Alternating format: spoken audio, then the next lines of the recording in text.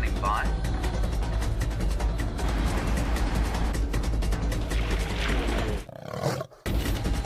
Five, four, three, two, one. You are live, you are live. Good afternoon, everybody, and welcome to the Sunset Safari on a magnificent Sunday afternoon here in the Kruger National Park of beautiful South Africa. We are looking at a yellow-billed hornbill, and you are on a live safari. My name is James Henry. On camera today is Jean-Dre. Hello, Jean-Dre. Hello, James. Jean-Dre, you seem to be sporting a sort of golf shirt. I bet he can't swing a golf club. Have you ever swung a golf club before? There we go. And like I say, a live safari, which means we'd very much like you to talk to us. Hashtag SafariLIVE if you're tweeting, like that hornbill that you're looking at over there, which goes... And questions at wildearth.tv if you're on the email. Otherwise, the YouTube chat stream works exceptionally well. Ask us questions about what we're seeing, make some comments if you like, and ask us about Africa and South Africa in general, especially if you're thinking about traveling here. A lot of misconceptions about Africa, the dangers that you would face if you came here. We've had questions about what do you eat? Will it be possible for me to eat normal food in Africa? So if you have any questions about Africa and South Africa in general, please don't be afraid to ask them. There are no stupid questions, plenty of stupid answers, as I've said before.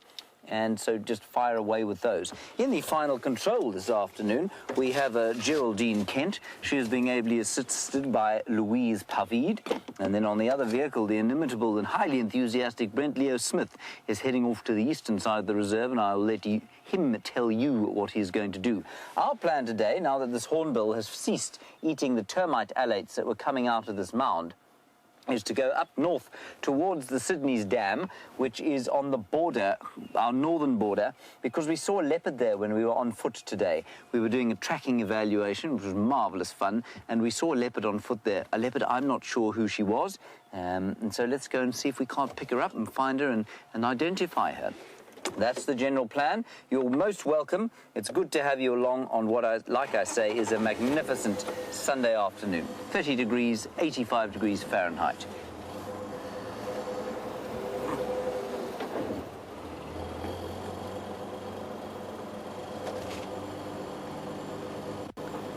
Blurgahil on YouTube. I'm a bit confused by your question. I want to know what is going to happen.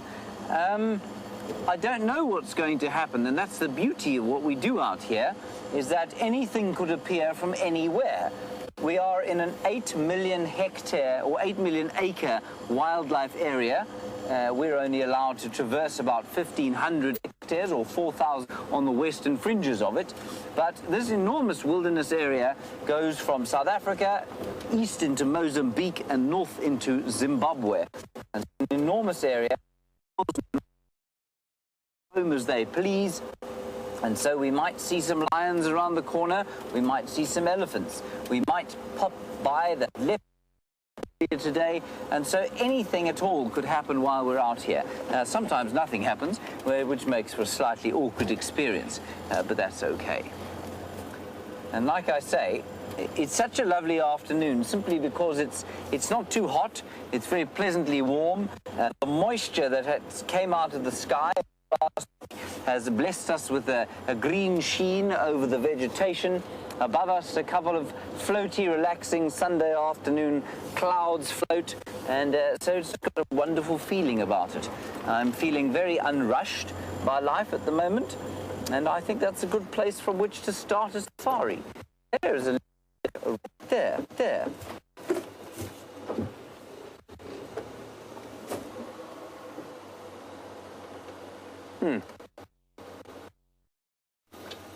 Hello, Mike in Florida. You would like to go to the hyena den. Well, Mike, I think that's a good idea. Just a little bit later. There, Genre, can you see them? Are you able to pick them up with the camera? Yeah. There are the leopard tracks. There. I'm going to try a little trick here. No, it doesn't work. Never mind. I'll explain to you what I tried to do there. It was an utter failure. That's a female leopard who was going up the road here, and I wonder, She could well be the same one that we saw earlier, having cut off towards the dam, and then we saw her. But I don't know. This is... we're right in the kind of on the borders between Karula and Shadow's territories. Now, for those of you who are new viewers, the two main leopards that we see here, the two main females, are a 13-year-old, or soon-to-be 13-year-old female called Karula. I think it's 13. She's about to turn 12. No, she's about to turn 12. Soon-to-be 12-year-old female leopard, and she's normally sort of off in the east. That's where Brent's going today. And then her daughter, Shadow, who is 9 years old, and she's over here, around this area, and then west into Arathusa. And we have... well, they have both got cubs at the moment. We're not allowed to see the cubs because they're a little bit small still for us to be viewing in the vehicle. But it is very exciting times. And for them to be here where I am, given how far away the dens are with the cubs, I think is strange. So while that may have been Shadow, I wonder if it isn't the female that we saw today. And I don't know who she was. Anyway, time will tell. As Brent says, it could have been Karula. She does move an enormous distance when she's hunting. It could have been Shadow. She's not too far. Well, I mean, she's quite a long way to the west. But I don't know. We'll see. Hopefully we'll see.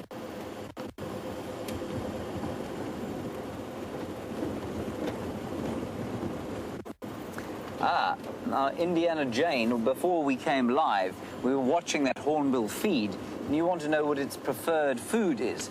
Indiana Jane's preferred food, actually, we were reading about. I know that they eat, they basically will eat anything meaty that is smaller than them, and sometimes even young leaves and fruits. But they'll eat snakes, they'll eat chameleons, they will eat small mammals if they can get hold of them.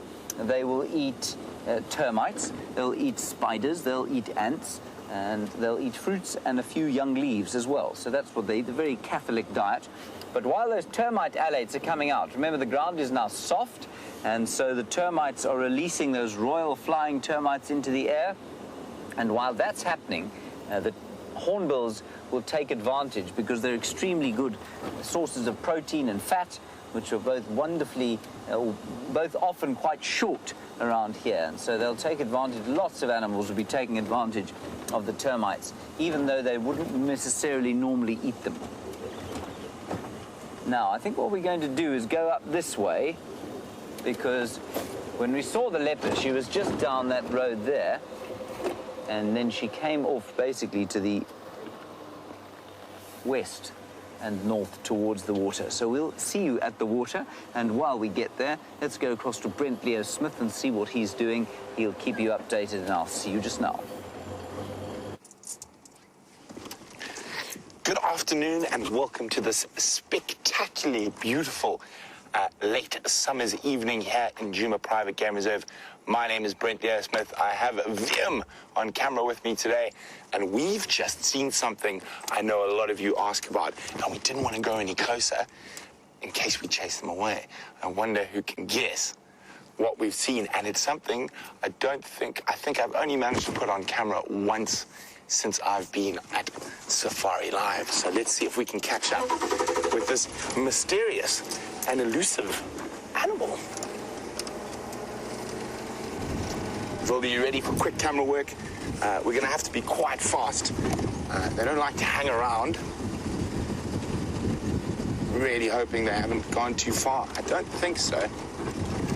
They were all around this area a little bit earlier. Quite a few of them.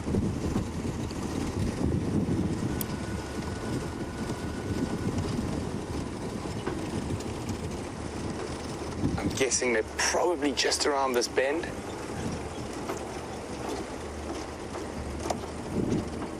Where are they now? Where are they? Have they done a disappearing act on us? No. I heard them talking while we were waiting. They make funny look. Hear them discussing amongst themselves. Could they have gone? Vim, did you chase them away? No, I was quiet. Yes, Vim was quiet. I was quiet.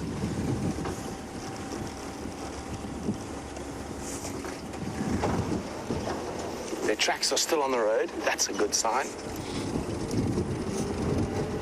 Maybe they just moved a bit faster than we thought.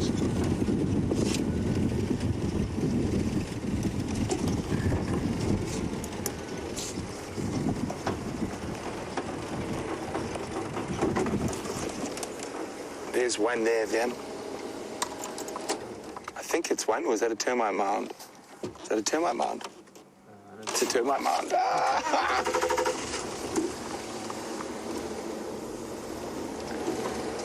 I thought it was a big male something or whatnot sitting with his back to us.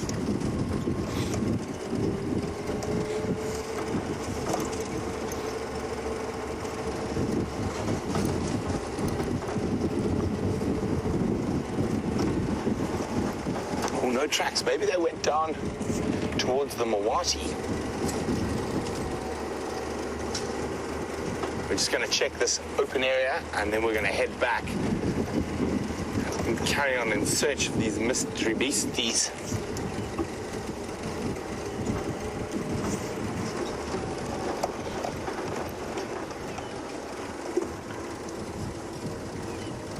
We've got the first guest through from Rocky Knight saying, is it wildebeest? It most definitely is not. I think they've ducked down that way. What do you think, Vim?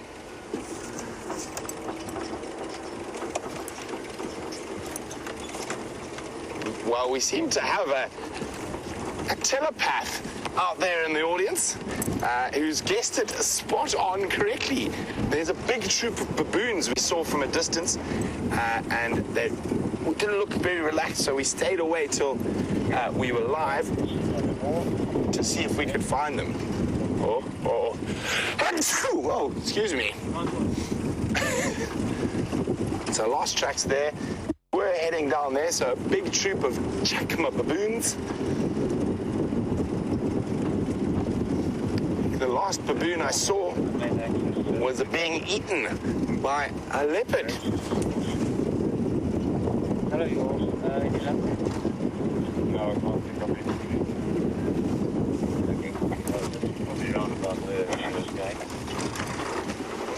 Okay, we've got a little water, a big waterback. There we go. And I'm just going to take this opportunity to try to see if I can hear the baboons.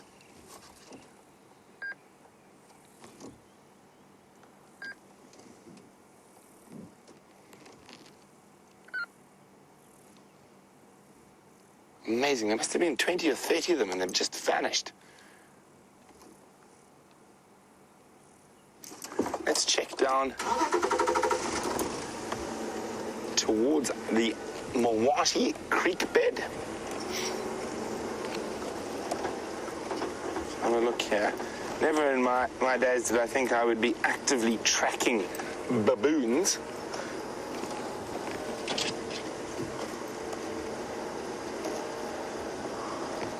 Okay, we're back on the tracks.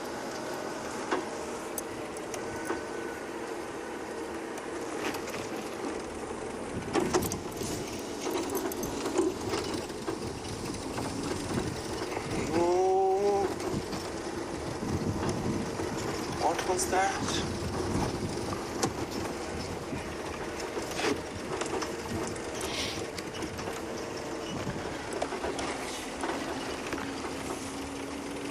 So it looks like these baboons have vanished.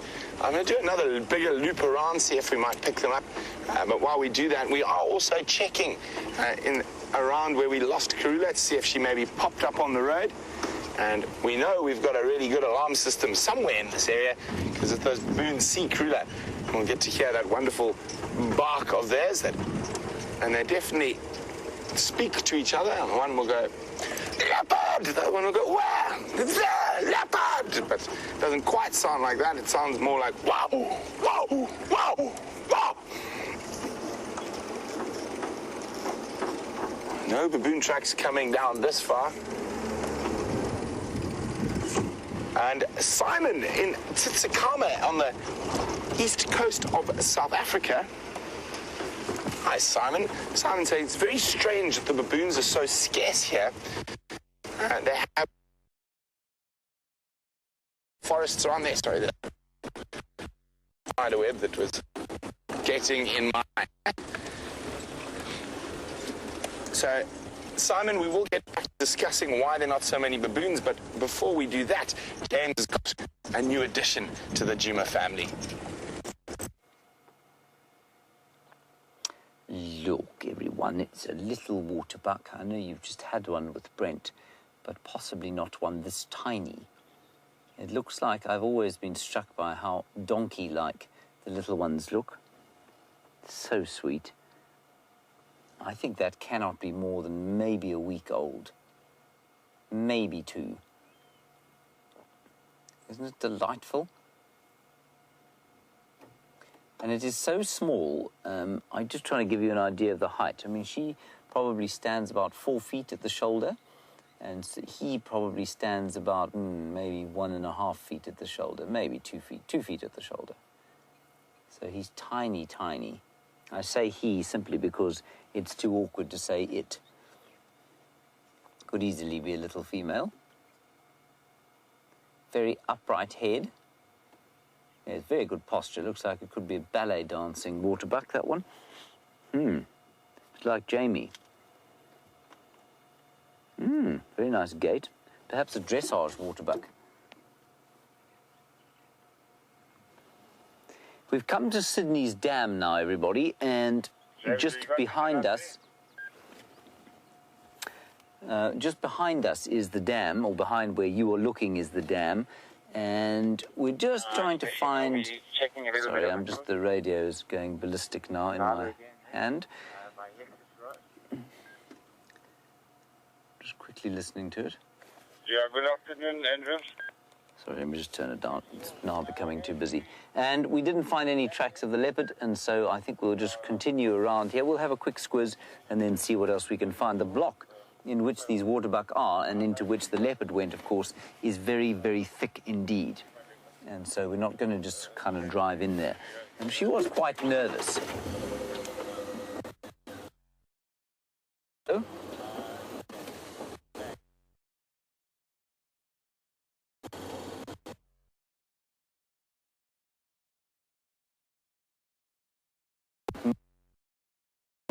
Here.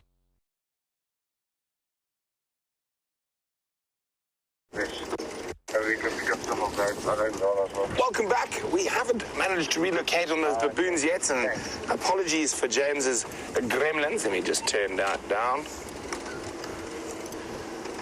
So we are actually bypassing the area of Karula's first den, where we first saw that tiny glimpse of a minute, less than 12-hour-old baby leopard.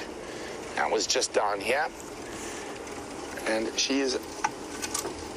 Leopards will sometimes, later on, when the cubs are a bit older, utilize the same den sites again. I don't think that's the case at the moment. We just happened to be meandering down here because the baboon tracks were heading in this general direction. So, Simon, we're chatting why we don't seem to have that many baboons here. Now, the main reason would be, in this particular area, is food. So, in and around Tsitsikamma, where there's a lot of people are very messy, so there's quite a lot of leftovers and food that they can scavenge, which creates monster troops. Whereas here, we don't have that a big river system. We only have a little Morwati, which is a little dry river system. So there are not very many big jackalberries and scotias and other ideal trees for them to roost in, as well as feed off. So they do...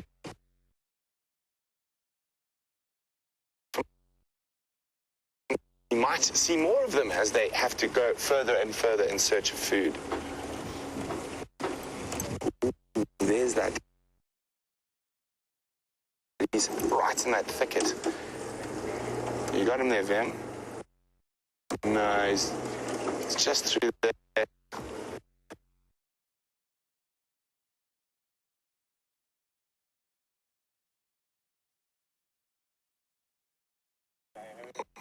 Unfortunately,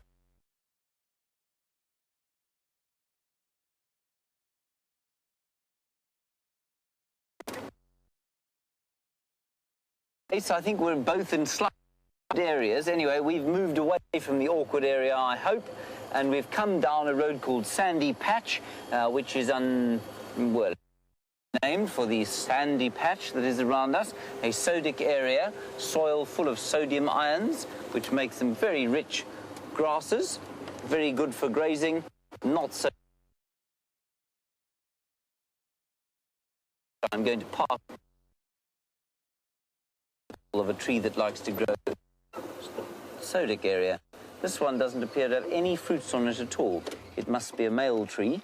Now they've just started to come into fruit, and the fruit is, well, look, it's not delicious, I shan't tell you a lie, but on a scale of most of the things out here that you can put in your mouth without dying, it's a pretty decent meal. Obviously not this particular one. I'll try and find you some. They're not quite ripe. They're just being off-ripe at the moment. Now, the leopard went in here somewhere, so we're just going to drive slowly around the block. If we don't pick up anything, well, then that's fine, and we'll go and see what else we can find. And Mike, we will go to the hyena den. I will try and get there sort of, I think, probably around 5:45, maybe 6 o'clock, so that we've got 20 minutes left before sunset, and that's quite a good time to be there. You don't want to go there too early. I don't think they'll be doing anything at this time of the day.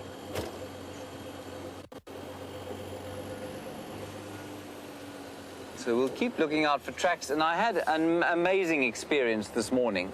I was out with Renias and Nocturnal, who I spoke about yesterday, an old tracking friend, and possibly, and I say this without reservation, probably one of the world's, if not the world's, premier tracker.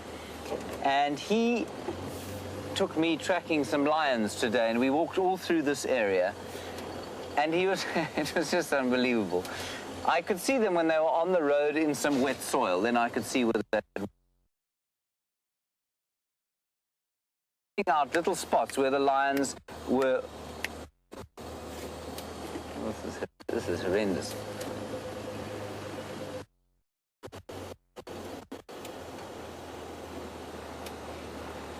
Okay, I think we're back, everyone. Sorry about that.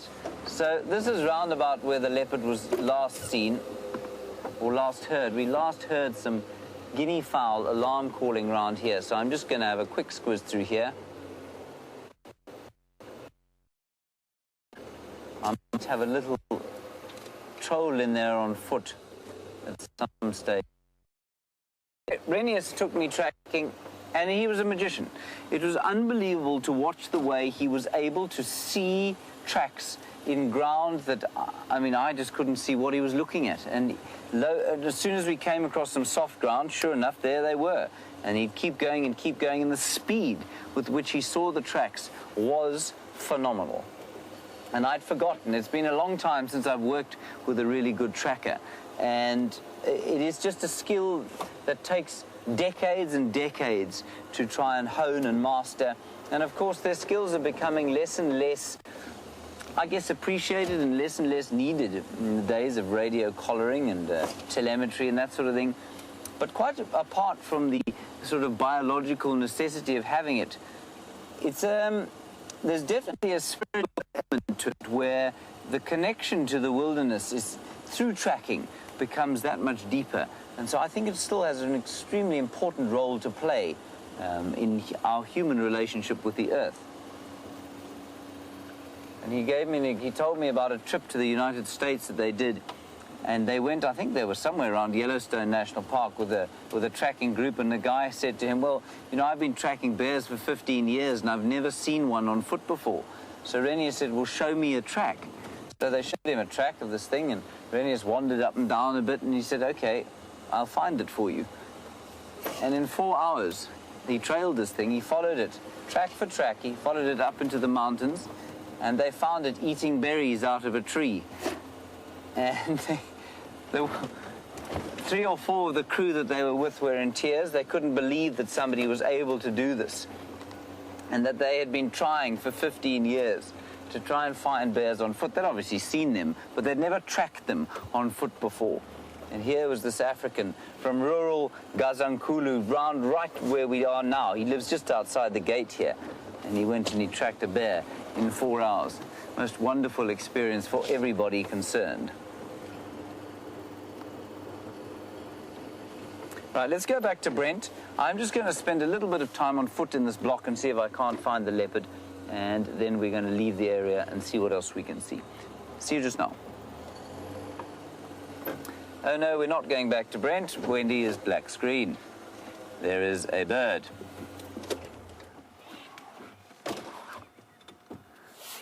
Not any bird, of course. The crowned lapwing. So named for its very obvious crown. And its lovely pink legs. Now, the interesting thing about the crowned lapwing and all of the coursing birds, so birds that run after their prey on the ground, is that they don't have a hind toe. They've got 3 forward-facing toes and no hind toe, like most of what we call the passerines or perching or singing birds. And that just helps them to run.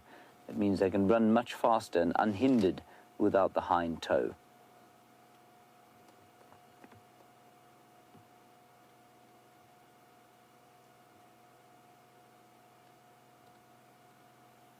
Lovely bird.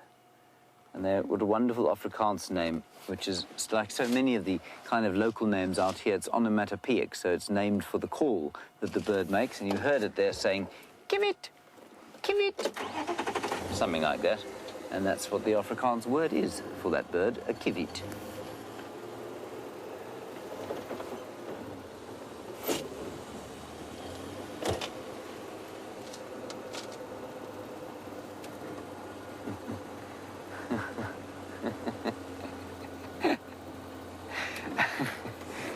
Hello, Diane, on Twitter. You say, did James just say he was going to have a quick squiz? What does that mean? Diane, it means a quick look, a sort of general overview. Genre, do you know the term squiz? Yeah, Genre knows it. It must be it's either a South Africanism or a Britishism. It's probably an Englishism. And so that's what it means, Diane, a squiz. I don't know where it comes from, what on earth the etymology of the word squiz is. Let's go down this road while we're waiting for Wendy to come back up. See if there was a lovely zebra herd around here a bit earlier, so maybe we can find them. We will, of course, at some stage, one of us will go to those corpulent lions on the southern boundary. We just know that they're going to be lying down doing absolutely nothing right now. So we thought, while we've got a bit of light, let's go out and see what else we can find before we head down to those lions. The Styx lionesses, with whom Jamie spent, I think, probably about 3 hours this morning, having found them.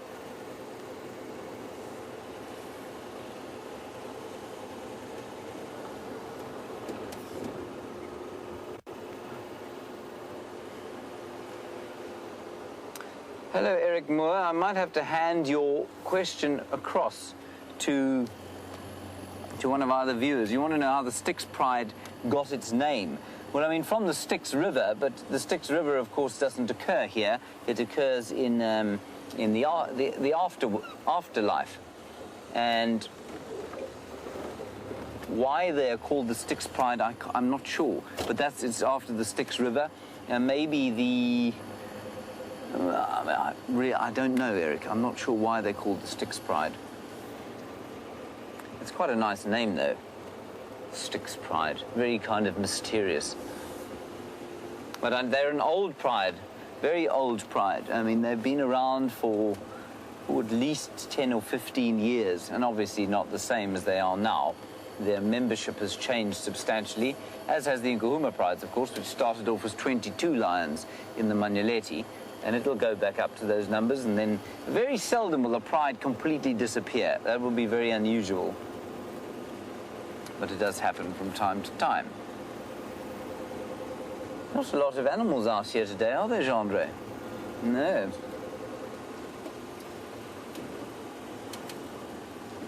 Our tracking course is not bearing great fruits at this point.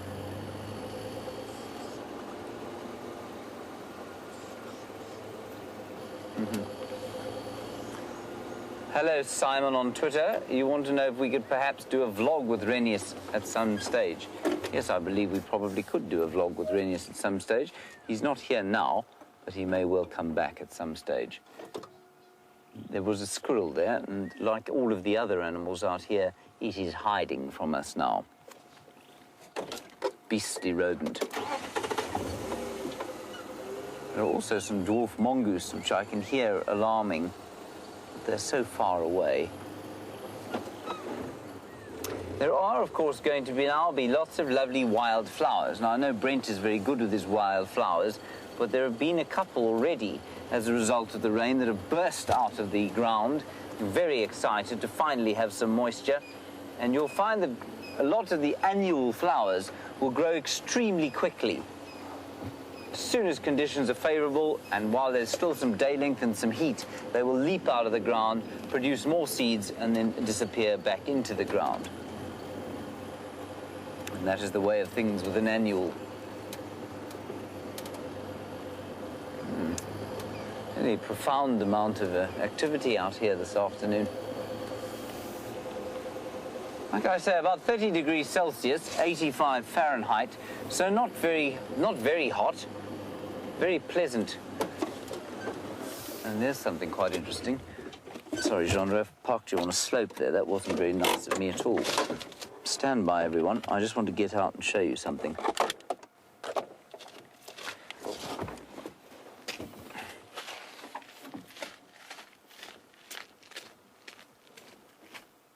Here, we have mushrooms.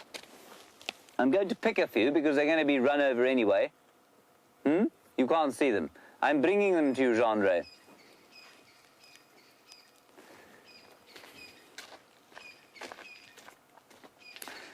Now, I asked Renius about whether these were edible or not. He said some and some not. Obviously, with the mushroom, one doesn't just stick one in one's mouth and see what it tastes like, because one is either going to hallucinate fantastically or die or just have a nice meal. And you cannot tell which that will be. But these are magnificent little kind of roundish mushrooms. More about their biology I cannot tell you, but let's open one up and see what it looks like. Ah, not unlike dung. But it isn't dung. I promise you it is actually a mushroom that was growing out of the ground. And in that fleshy bit there will be the spores, which will travel eventually when this mushroom desiccates. They will travel on the wind, settle in the ground, and when the water comes again, they shall explode forth like this dung-shaped mushroom. You do believe me that it's a mushroom, don't you, Jean-Ralph? No. You think it's dung, do you? For a horrifying moment there, I thought it might be some unredigested scrub hare dung, because scrub hare make a white pellet like that, and they eat it straight as it comes out, and then it comes out much harder the second time round. But it isn't. That is definitely a mushroom, because I had to pull it out of the ground. Okay, on we go. Alrighty, Brenty is back online with a nice surprise. So I was actually making my way back to try to find some baboon tracks, and we found a wonderful big herd of eddies. And they're on a mission. They're all single filing through the bush. I guess there's probably about 40 of them in total.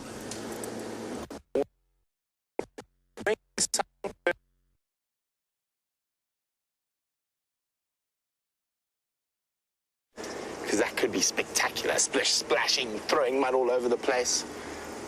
And just see them moving, just all of them, very, very definitely moving in a single direction.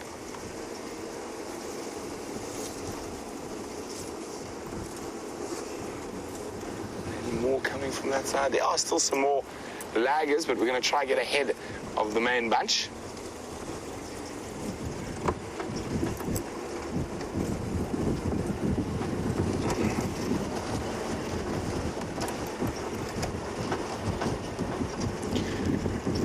We've been so treated with elephants over the last while in having the most spectacular sightings. and definitely one of the animals I love spending time with. Don't worry, we're not leaving those elephants. I'm just going to pop around to the other side of them.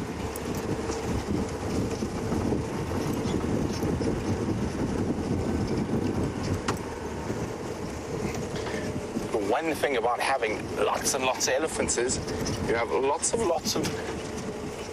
landscaping done and sometimes deposited in the road. Very messy with their takeaways. Just leave them littered about. So just for those who are wondering, this is where we lost Karula, probably about 100 meters from here on the sunrise safari. Maybe she's made her way towards the same waterhole the elephants are going. We'll see if there's any tracks there shortly. Come on, Eddies. I should be... Ah, there they are, moving through.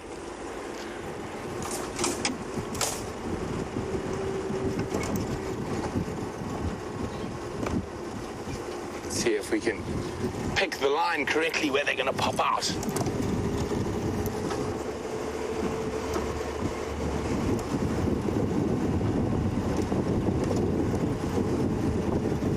Here we go.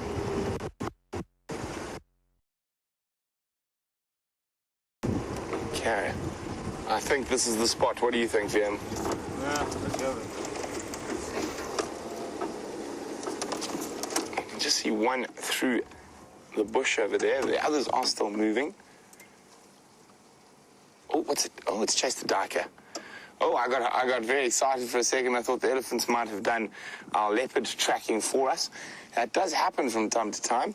And of course, if you're a leopard, you don't want to be around when a big breeding herd like this is coming through. They will chase you. 3 minutes away, and yeah, I'll let you know. That's fine. I'm on the manulated boundary, so Flammy of a Yari. Look at this. They're slowly coming. It's amazing how these massive animals can move so quietly.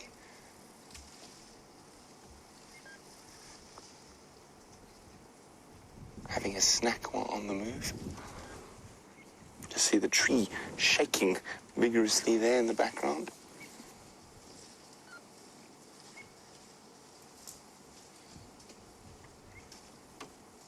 Oh. I think I've misjudged my line slightly. Need to be probably about 40 meters further.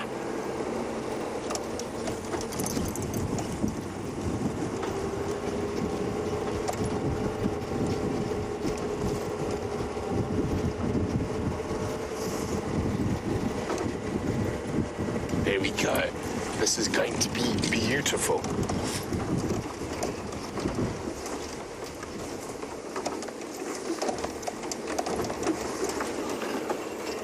VM will be happy because I'm keeping the sun on the right side of the car.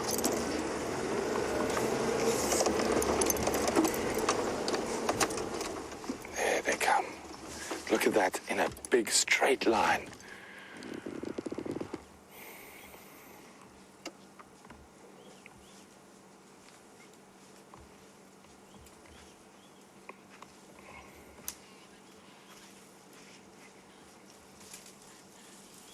Look at her. She's showing a little bit of unease just in her body language. I can see she's a little bit tense. So I'm happy for her to go wide like that and not directly next to us. Oh, look at that poor little one behind her. It was obviously in the wrong position when it was time for the constitutional, and it's got a spot on its head where another elephant has done a dropping on top of it. Oh, look, there's very unusual tusks on this female coming through. Not quite as recurved as Fang. Oh, hello, little monster.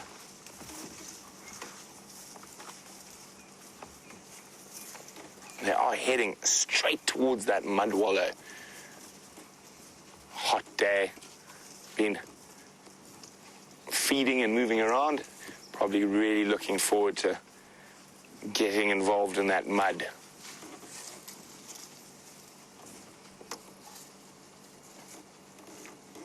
Some big girls in this group.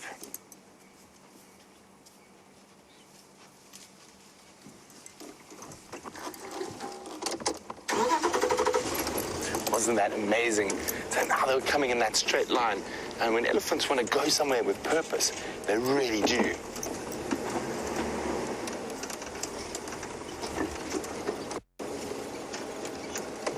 Oh, someone's stopping for a snack.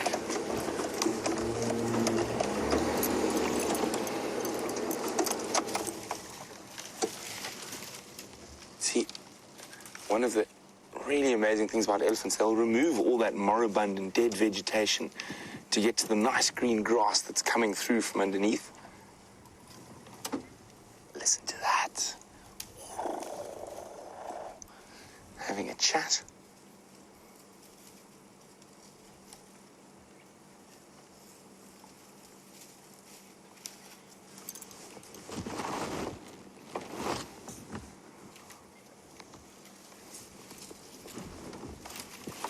See those big, oh, there we go, talking again.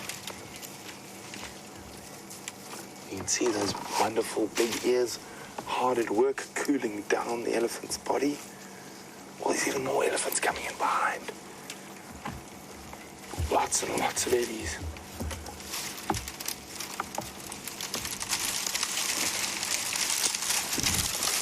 Look at that. Moving all that dead vegetation, get to that nice green grass.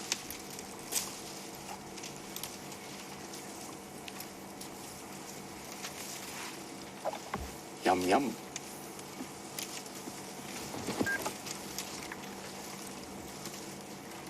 You see that? Now, very few other animals would have access to that. So even though they might not eat it all, they will open it up so other species might have a chance to feed on it as well. That's why elephants are so important and keystone species in the ecosystem. Not only do they change the ecosystem, they grant other species access to food that they might not have always had access to by pushing down trees, by moving dead trees. Oh, listen to that. Very talkative lady. Now, a lot of an elephant's communication. Oh, incoming Wildy. Look who we got. We got a little visitor. Isn't he just too sweet?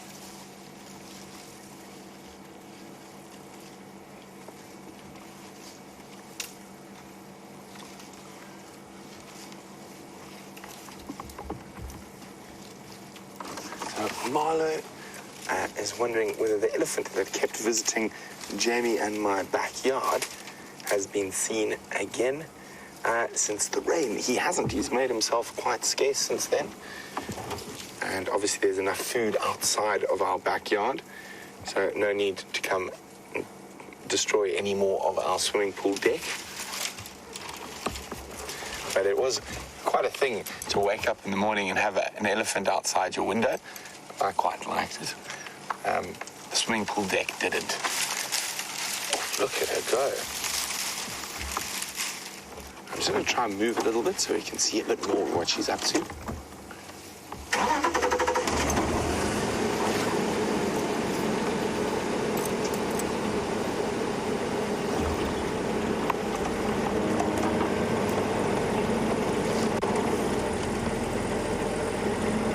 So quite important, watching the body language here is not to drive directly at an animal. Unfortunately, I had to do it for a couple of centimeters there just so we can turn around. You want to drive angles away from them. It's far less threatening. There we go.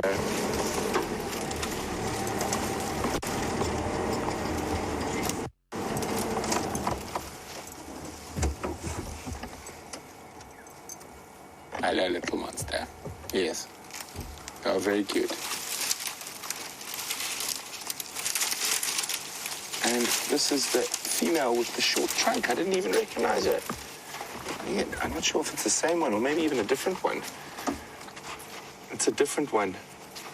And it's a very sharp angle cut off on the trunk. So That's a different female with a short trunk from the one we normally see. Don't you think, Phil? Yeah, it looks a bit different. It looks a bit different. It looks like there's a different angle. But we're going to move around. I think the rest of the herd might have got to the little mud wallow. I'm hoping they don't just bypass it and go have a swim there. So Milo's got a very interesting question about elephants, and it's very, very pertinent, especially since we are seeing so many elephants at the moment. Sorry, Elaine in Michigan, and so are all the different elephant herds as relaxed as each other with vehicles.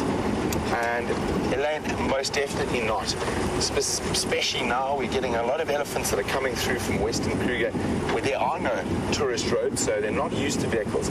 So it's always very important and how you approach an elephant and how to read its body language. So immediately, earlier we could see that one female wasn't quite nearly as relaxed as that short-trunked one we've just been with. So she immediately changed angle. Her body just stiffened ever so slightly. So we decided we will leave her and give her a bit of space. You can see that the rest of the eddies in here. That mud wallow is coming up. Now, whether they just keep moving past it, maybe they're on their way to Buffalo's Hook waterhole. Wouldn't that be spectacular? Nice big herd of elephants playing in the mud. They could be just going to play in this little mud wallow, but I don't think so. Looks like they might just march past. Maybe they'll chase Karula out for us.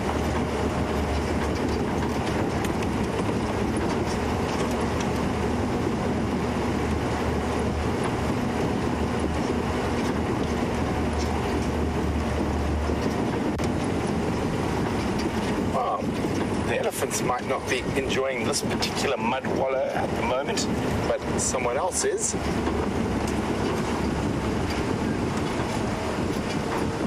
Hello, misters. You look quite happy, quite comfortable there. Enjoying that? No need to stand up on our account. And Elaine, this will go through to buffalo as well. We'll be seeing buffalo that have come through from areas where there's not a lot of people, especially bigger herds. So they might not be as relaxed as some of the herds we're used to.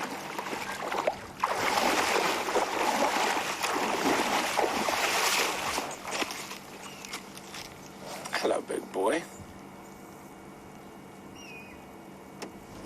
Those elephants, I think, are going to pass behind into a little creek system there. But Vim, I've just spotted an animal which is very difficult to get on camera. Shall we go for it? Okay, let's try. A little slender mongoose just crossed the road into this little thicket chat, so we're going to go forward slightly.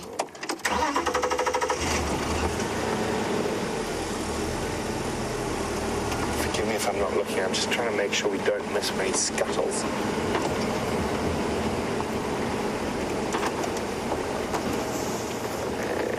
I thought I saw him. Incredibly beautiful. Just check with the camera for me, Via. At the base of that weeping wattle. Just a little bit to the left. I thought I saw his head pop through one of those holes. Nope. Maybe he's on the other side of it. Let's have a look. So exciting. Incredible little carnivores. And also incredibly fast. Might even just have a hole here that he's popped down into. Nope. Done a disappearing act. So I think those elephants are going to keep marching through towards Buffalo's Hook. So I think what we'll try to do is get there just before them. And hopefully they will come through there. Also, I had been planning on checking this area quite extensively to see if Karula pops out and heads towards one of her favorite old haunts, the Buffalo's Hook waterhole.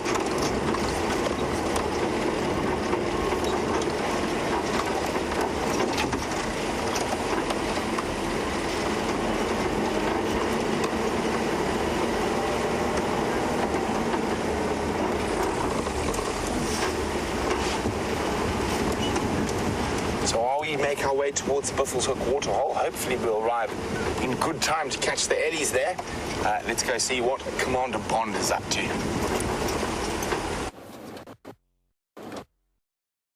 Everyone, I've done a sort of loop through there on foot. We came back into the area where we saw the leopard this morning, and I'm afraid I found not sight, not hide, nor hair of her. So we're leaving the area now. We're going to go off further to the west, at least east. I cannot ever get that right. East, I have to correct myself. And what we're going to do then is head probably down towards Juma Dam and see if anything is coming down to drink there now. We've managed to sort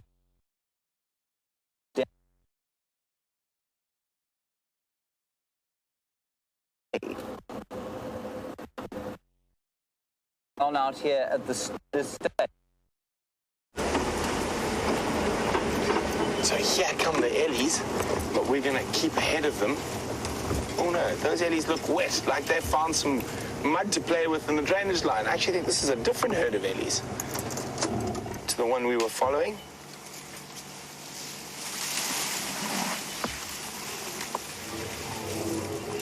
Oh, listen to that.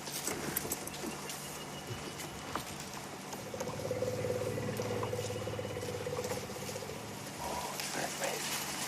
Hello, little one.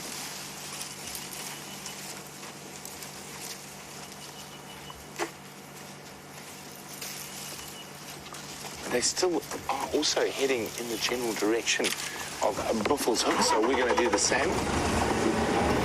Maybe we can beat them there.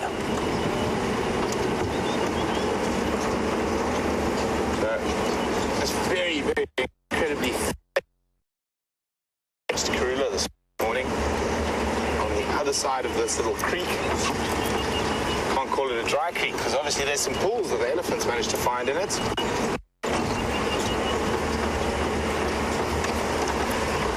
So I check very carefully around here, and this is a favorite sort of haunt of Karulas to come through, down through here, and then up towards the Buffalo's Hook waterhole.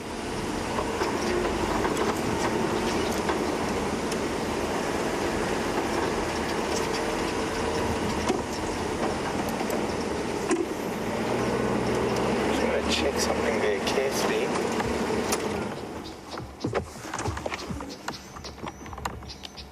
A bird alarm calling. This is almost in line of where we lost the Queen of Juma. Let's just pop our nose off there for a second and have a look into the drainage system or creek bed.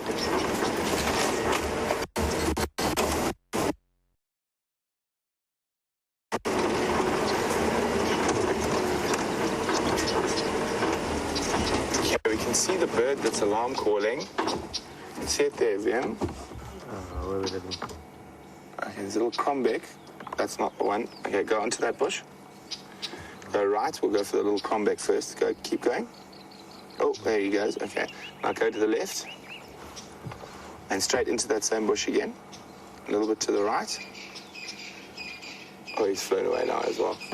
There's a little testicular. He's quite unhappy about something. Could it be below in that little river system? Okay, Vim. Go straight across to the opposite bank. And come down a little bit. Oh, it flew there now. It's up in that tree. It's a bit far for you guys to see now. There he is. Bottom left of corner of shot. Now, this is a good test for the bird is out there. Where did I put my binoculars now? Oh, he's disappeared. I'm going to see if I can get a photograph and show you that way. I think that's probably going to be the best way. Oh, of course he flew. And I have a picture, a wonderfully beautiful picture of an empty branch. So that's where the bird was. It was a greater honey guide that was sitting there, but it did manage to escape. Sorry about that. And can you see a leopard in there, Liam? I don't think so. Maybe a mongoose. Okay, well, it's always worthwhile checking all these little things.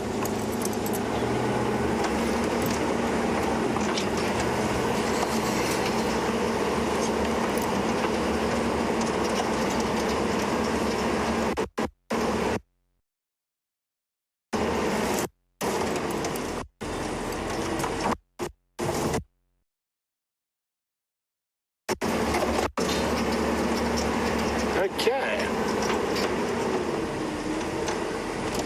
Oh, it falls right up. So, hello, Joyce is in New Hampshire. Joyce is wondering, would there ever be a circumstance for Karula and Shadow to fight each other? We have seen them snarl, growl, and blow spit bubbles at each other before.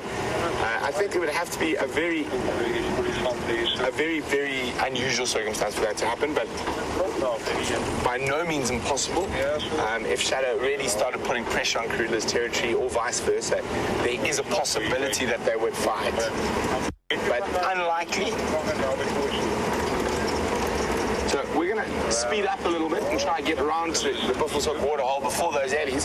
While we do that, let's go jump on with James, who's got a Hudson creature for you.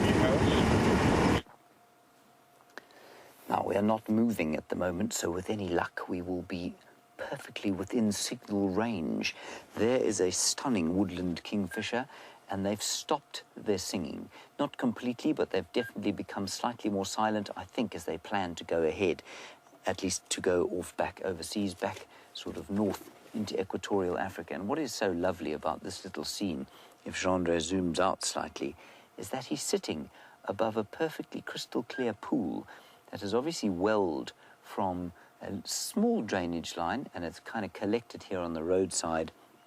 Look at that lovely pool. And you don't get a lot of these around. We certainly haven't had many of them around this particular season because of the lack of rain. But so often the water here is full of mud and becomes even more full of mud once the dung from buffalo and warthogs and various other things fills it up. And this is just crystalline. And what that kingfisher is doing is not thinking about trying to catch a fish here, because there won't be any. It might try and catch a frog. They do like to eat frogs. But it will also be picking insects off the surface of the water. And we get all sorts of spectacular little things that like to live on the surface of the water, including a sort of water spider that runs along the surface of the water. Yeah, brilliant bird. And they use the tension, the natural surface tension of the water to run along. They're not heavy enough to break that up. I suspect that if you were a keen birder, and I know many of you are, if you were to come and sit at a little pool like this for the day, you know, bring yourself your favourite snifter, a comfortable chair to sit in, and sit behind a guarri bush somewhere, semi-hidden, I think you'd see some wonderful birds here. Geraldine says she would bring cheesecake. Well, that's not surprising. Isn't that beautiful? Just fills me with such a sense of kind of peaceful summer being around a little clear pool like this. Even the word pool is very cooling, is it not, Jean-Andre? Yes. Beautiful reflections. Jean-Andre is very artistic, as you can see. Right, let's continue down here.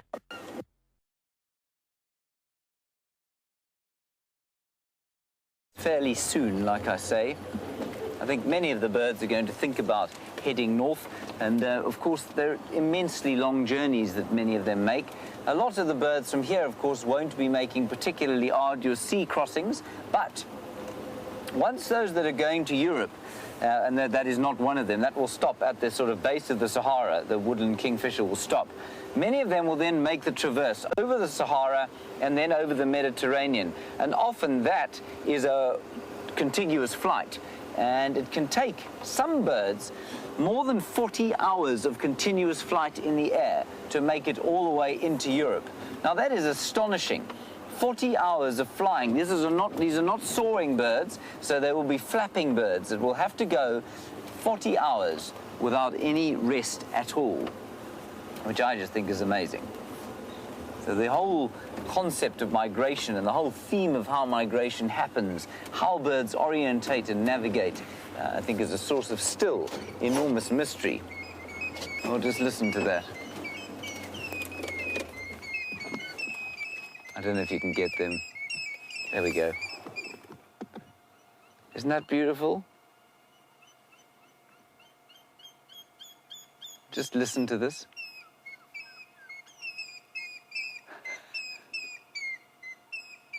We can't see it. It's a southern grey hornbill. And it's got the most plaintive cry, and as it was doing it, it's sitting above us. We can't get the camera to it.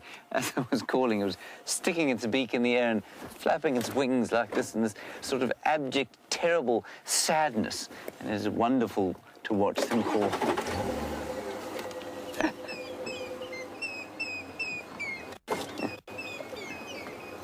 Okay, we have a swimming reptile with Brent. Let's go and have a look.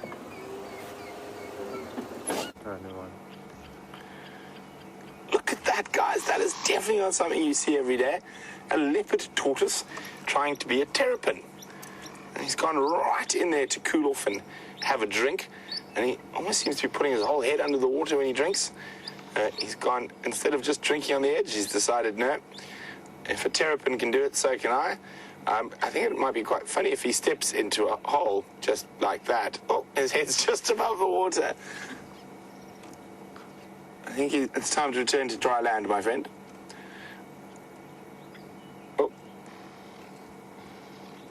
So the thing is, like, where the other animals, like hippo and elephant, have stood, there's going to be some bigger holes there, and I think he just fell into one, a little bit out of his depth. Right? He really looks like he's enjoying the water. Oh, he's underwater again. Oh, head's just up. He really looks like he's enjoying this.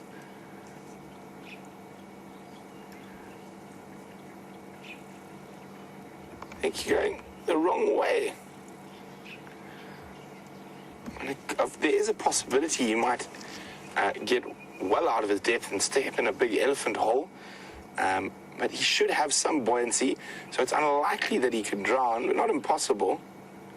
I actually think he's floating now. Yeah? He's swimming. He's swimming. There's a tortoise swimming. I have seen them do it before, but not often. So he is off the ground. He's using the buoyancy in his shell to float. How many vehicles are there now? It's like a duck. Neil, just myself. You're welcome to coming in. Thank you. He's just... quite nice visual there. You can see he's bobbing around in the water.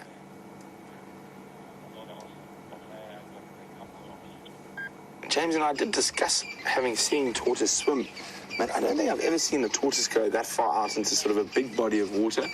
I've seen them swim in pans.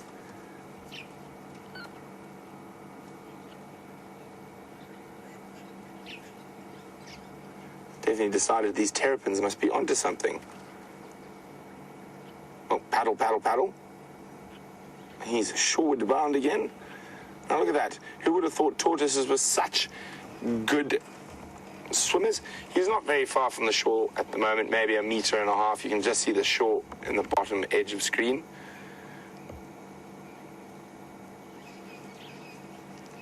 Of course, not designed like a terrapin. Is specifically designed for an aquatic life. And these guys are definitely designed to be terrestrial.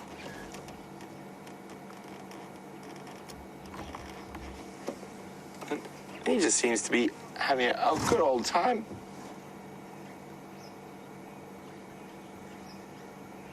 There are also, of course, a lot of happy terrapins. And you'll see how different they look now when they swim. There we go, Vim. You see the one there?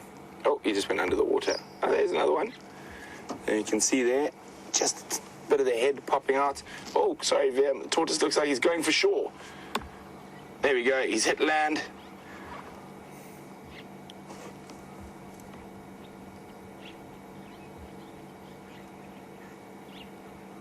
Doesn't look like he's quite ready to get out of the water, though.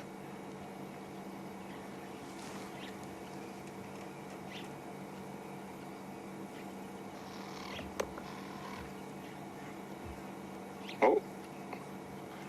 Watch out for the floating elephant dung. And I'm sure a few of you have noticed the little bird just in front of him. Very beautiful little bird associated with the water. A three-banded plover. There he goes. Big old tortoise. Could easily be over 50, 60 years old. So obviously all the experience needed to go for a dip in Buffel's Hook.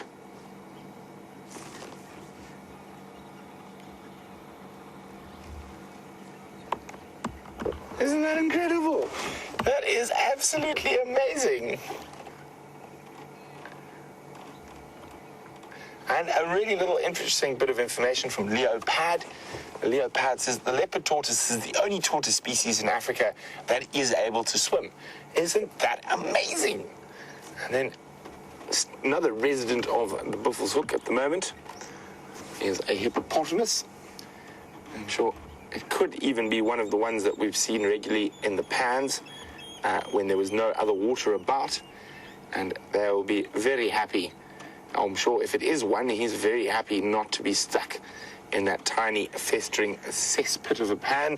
Well, it only became a tiny festering cesspit while he was living in it, and he kept defecating in the same place. But other than that, oh, there's some thick knees. Let me just move the car.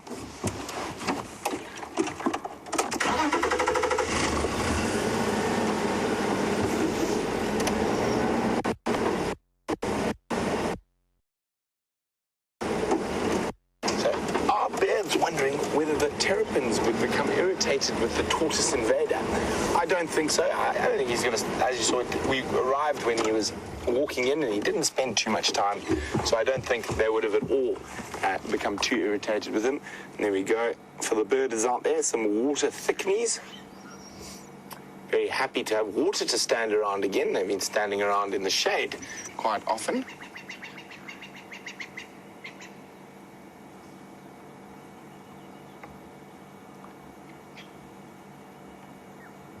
One of the synonymous sounds of the early evening out here in Africa is the call of the water thickney. So it doesn't look like the elephants are playing along. They might still be on their way though. Or they might have found a nice wallow in the middle of the bush there that we don't know about. There are a few in that block. I have walked past a couple of them. But let's carry on checking this area, and it is just so wonderful and clear and blue and green, and the colors are incredible. And more wildflowers, which I'm very excited about.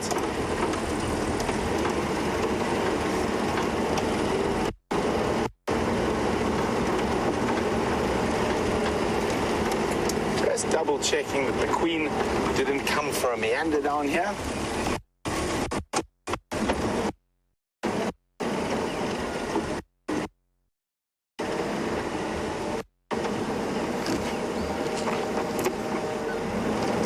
Just checking on a little bit of sand for a track.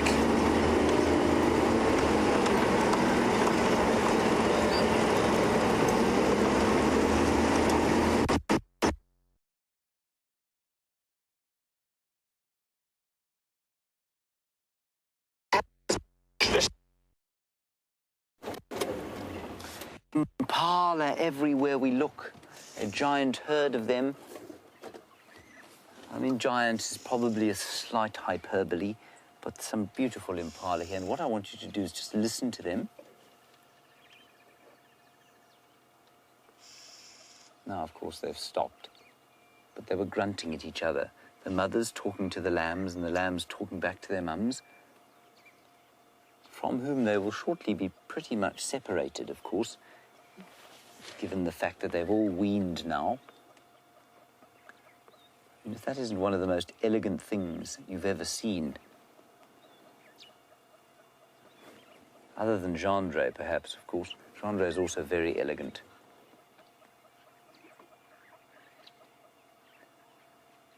And look at the little oxpeckers there. She's not looking so good. She's not nearly as pretty as the one that just walked past us. And I think that you're going to find that the parasite load of many of these animals is going to go up, and the skin condition is going to go down in the wake of the drought. I think maybe now, of course, there is some greenery. They will pick up condition. I think that's also quite an old Impala. And I can just tell that from the kind of, well, she's skinnier than the others. And her right ear, of course, it looks like it's been through the wars. But how gently, did you see her gently move the oxpecker there? I think she's not a youngster. I think she's an old lady of the Impala. And of course, there are not many Impala out here that will die of old age. Most of them, of course, will die at the teeth and claws of a predator. Because a lion will pick up, a leopard will pick up, a cheetah will pick up if that is a weakened or easy catch. What am I hearing? There's a dung beetle.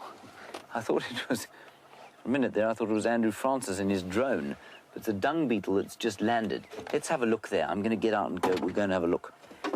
Sorry, Impalas, don't freak out. I mean you no harm.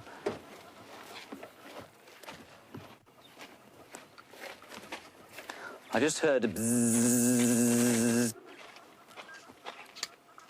Where is it, Gendry? Edge of the shadow. Edge of the shadow. 3 o'clock, backwards. Ah. Right, here we go. These are the plum-coloured dung beetles, so-called because they are indeed plum-coloured. I'm going to put this one back. Let's just have a closer look at them. And I know we've looked at them before, but they've just come out again, you know, because of the rain. And for a long, long time, we didn't have them at all. There he is. And you can see why he's called plum-coloured. It's because he's the colour of a what, Gendry? A banana. Yes, well done. Now, the other interesting thing is that although I can hold him still like this because he can't get at my fingers, if I close my hand about him, it's almost impossible for me to hold him because he is so strong that he manages to creep his way out. And that's, of course, how they dig huge holes relative to their size and bury those balls of dung. He's just wonderful. I'm going to put him back on his dung. Some Impala dung this time. There you are, old fellow. Enjoy your meal of dung. You might also be able to hear the sound, beautiful call of the grey-headed bushshrike going. Another lovely summer sound. Right, back in the car, Gendry. Back on the road we go. Nothing much going on here at the Juma Dam, so we're going to continue along towards some natural pans on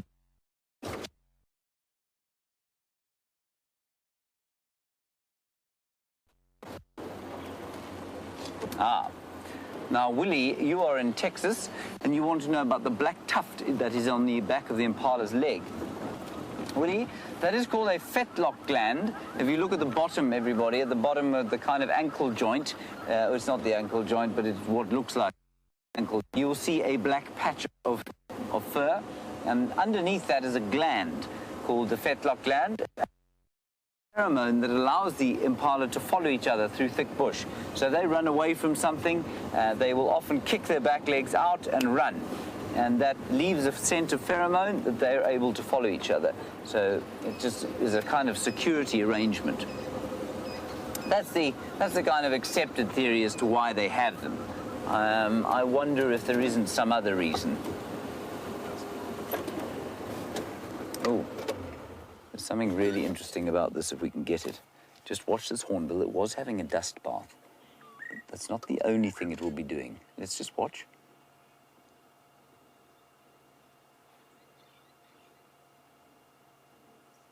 Now, this is a red-billed hornbill, of course, different from the yellow-billed that we began with, and indeed different from the grey that was making its very sad and mournful call.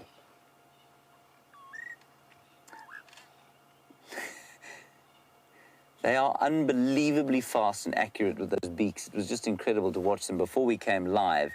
They were catching these flying termites, or one of them was, and just, I mean, unbelievable speed, leapt up, caught it out of the air with the tip of the beak, and the coordination required to do that is just astonishing. There it is, sitting on the termite mound there.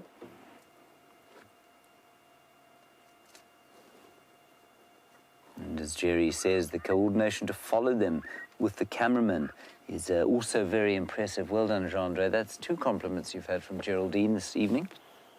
One, of course, for your artistic abilities, and the other for your tracking. You never compliment me, James. That's because I think you'll get above yourself. Yeah, digging out some of the termites. And like I say, a very, very rich source of food. Now, this one's diet, of course, we had a question about the diet of the yellow-billed hornbill. The red-billed has a smaller beak and, unsurprisingly, has a consequentially smaller diet. So they are smaller in terms of size. They will also eat just about anything that is they can catch. But it'll be probably more fruit, more insects than will the yellow-billed have, so more in the way of termites and spiders and that sort of thing, and possibly more fruit than the yellow-billed, which will eat, and that won't eat things as big as chameleons and snakes. So although the actual body size is really not very different at all, the size of the beak makes a big difference. Right, on we go. Try and maintain signal.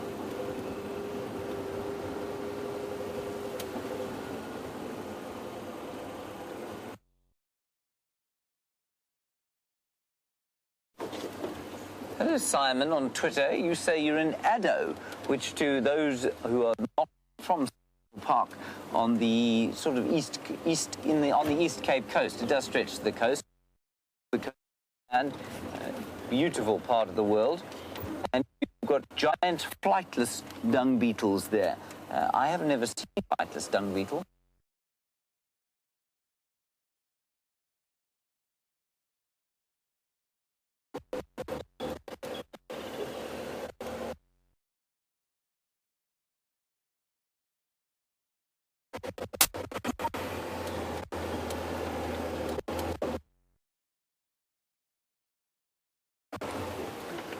Again, sorry about that, just a low point there.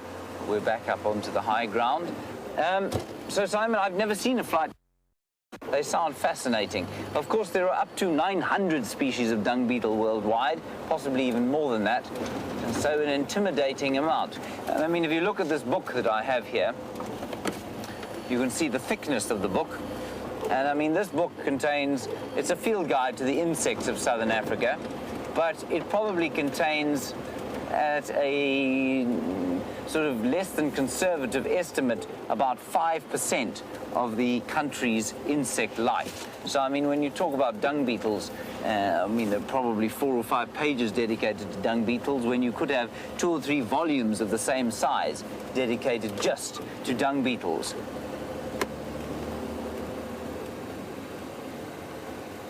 I think we've barely scratched the surface of the mysteries of the invertebrate life forms of planet Earth.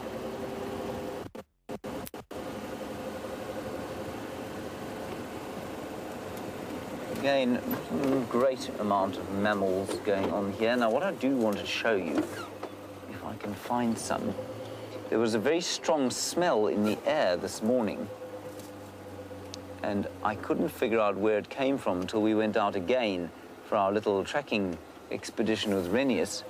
And it is this tree that you can see in front of us here, Jean-Andre, but this one doesn't have flowers, so I'm assuming these are female trees, perhaps, at least male trees.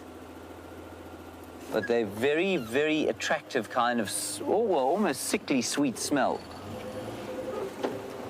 I'll try and find a few. And that's the white berry bush, and it will produce a very delicious white fruit. It tastes like a very sweet kind of pea.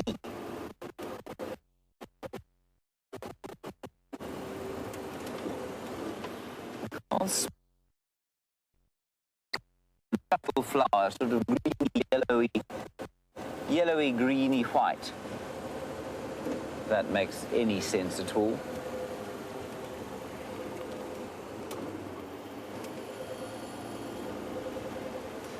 See if we can find one for you now. There's another hornbill. Now, there is an interesting behavior that I'm hoping one of them is going to engage in, and that is the behavior called anting. What a bird like this will do is find an ant nest on the ground, often on a sandy patch of soil like this, open its wings and lie over the top of the ant's nest. And the ants then crawl all over the wings and all over the rest of the feathers, and sometimes the bird will actually pick up individual ants and drop them onto the feathers. And most ants, of course, or many ants, produce formic acid. And we think that the reason that they drop the ants onto them like that is for the formic acid to kill off parasites that might be living on the feathers, which is just the most remarkable adaptation. This one, of course, is not anting. He's watching us as intently as we are watching him.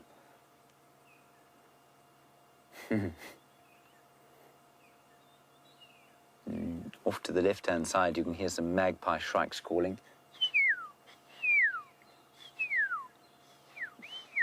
Liquid whistle. Right, let's move on. Get out of the way, bird, if you're not going to ant. Hello, Vincent. You're in Ohio, and you want to know if we get the national bird here, the blue crane. We do not get the national bird here, the blue crane, Vincent. They like the high veld, they like wet areas, they like flays or inundated wetlands.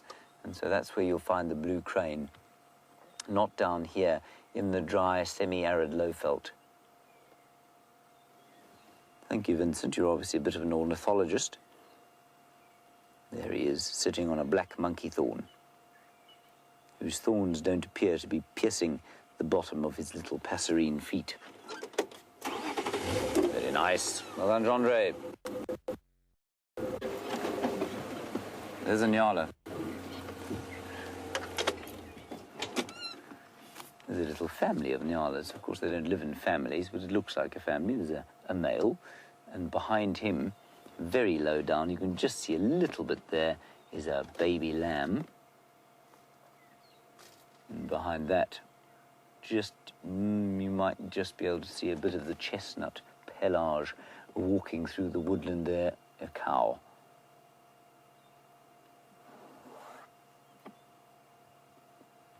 They are the most magnificent antelope, those. If ever I was to return as an antelope, I should come back as a nyala. Very nice the way he stood behind that bush there, isn't it, Andre? Making it extremely easy to see his magnificence. Now we can see just his horn. How wonderful. Let's carry on. The smell of this afternoon is just too wonderful for words. After a day, sunshine, which has brought out that petrichor smell, it's brought out the kind of smell of fresh grass, and it's just delightful to be out. Of course, the smell of those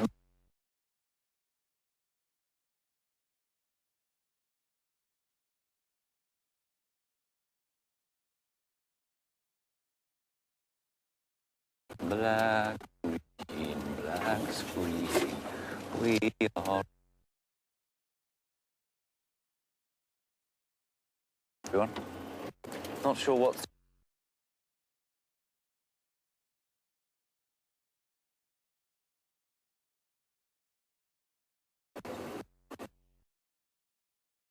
Where are you now, I'm at cruise camp. So, welcome back, everyone. It seems like the gremlins are really plaguing us on this sunset safari. We do apologize profusely. So, VM and I are on our way to go check where the lions we had with Jamie were this morning, and we couldn't find any tracks of Karula, and those elephants didn't appear at Buffelshoek. I think they found their own wallow elsewhere.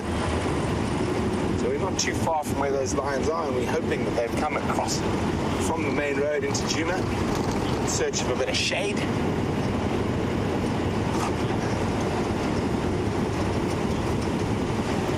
Lots of termites fluttering about.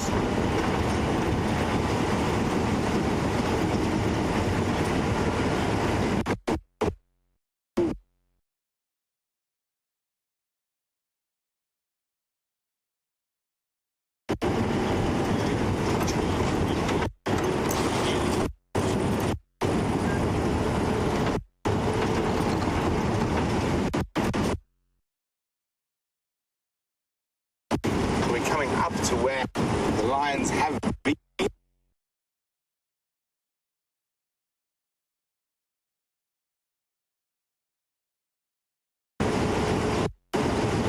Fun to look at. Seamlessly going back into the sentence that I was giving to you, except that I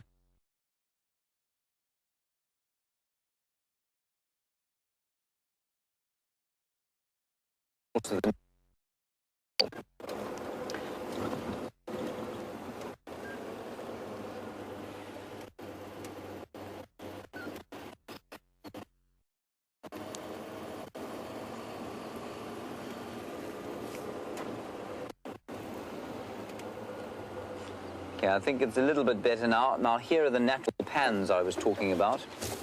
Here is one here.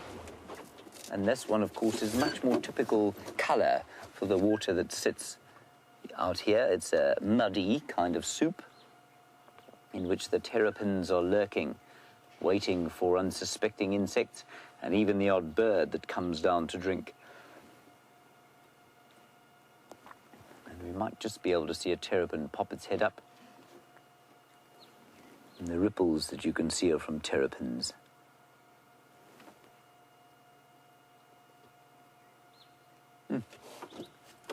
Right. So that very clear kind of stream was very unusual. I think largely because it was a kind of rocky base to it as opposed to clay. Ah, hello, Beefy. There is a buffalo. Oh, he's walking towards us. Stout fellow. Yes.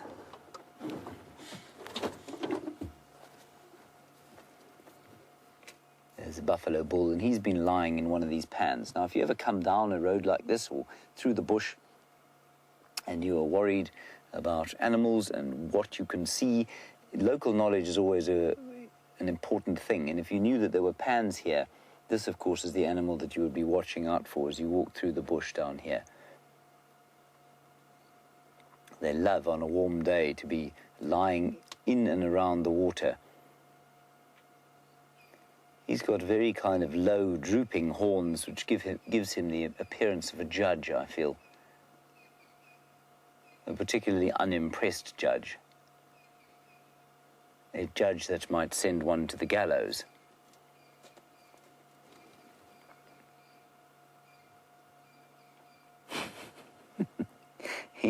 He is a deeply morose-looking fellow. Very morose fellow, yes. Cheer up, old boy. It's a beautiful afternoon here. Sunday afternoon. And he's just relieving himself as well, of course, which is a buffalo's prerogative. Well, I don't think he's going to do much at all, so let's carry on.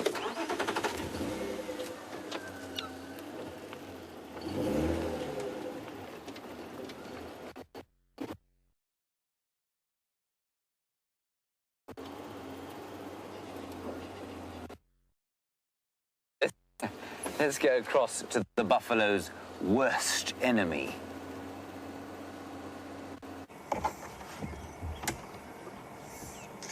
And indeed, the buffalo's worst enemy, these particular ladies, just finished snacking on a buffalo the night before last.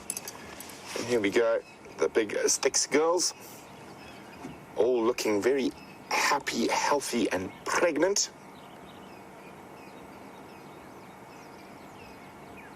Lying in a perfect little lion triangle.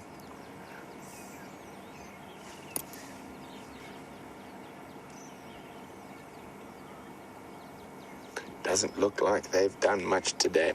They're probably about 25 meters from where Jamie left them this morning.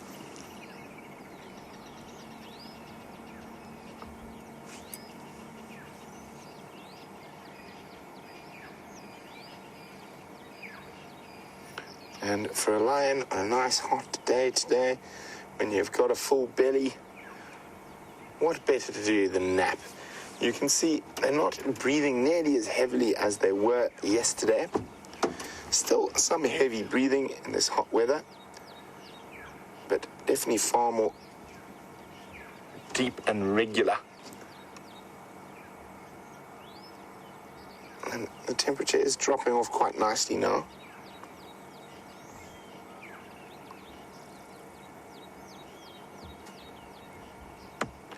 Sleepy kitties.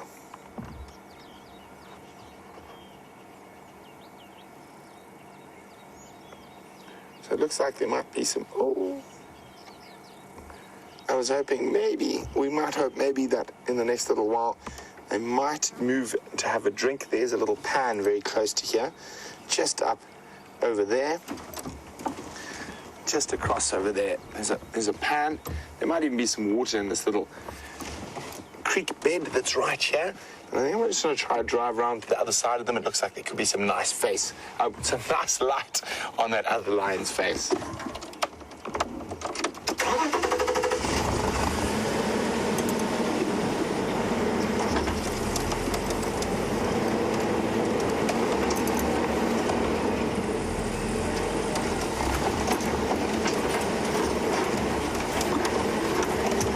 So, Sticks Girls around. I don't know if you've had the update from anyone yet. Definitely not from me today, but I do have an update that I'm sure a lot of you would like about the lions. The Nkahuma girls gave James and Renius quite a nice track this morning, but they did unfortunately track them all the way into Buffalo's Hook. They then proceeded to walk very far, and about probably 7 or 8 kilometers, and met up with some Birmingham boys. So there are 4 Birmingham boys with them, and I'm not sure who did the buffalo killing, but they've got 2 dead buffalo, and so 5 Nkahuma lionesses, 4 Birmingham boys, and 2 dead buffalo. So truly buffalo's worst enemy. There we go. You can see, is that good, Vim? Mm-hmm. They're pretty faces. Let's see how long she can keep her eyes open. I don't think very long. You can already see the heavy blink. And you see the ears twitching away to try to keep the stable flies at bay.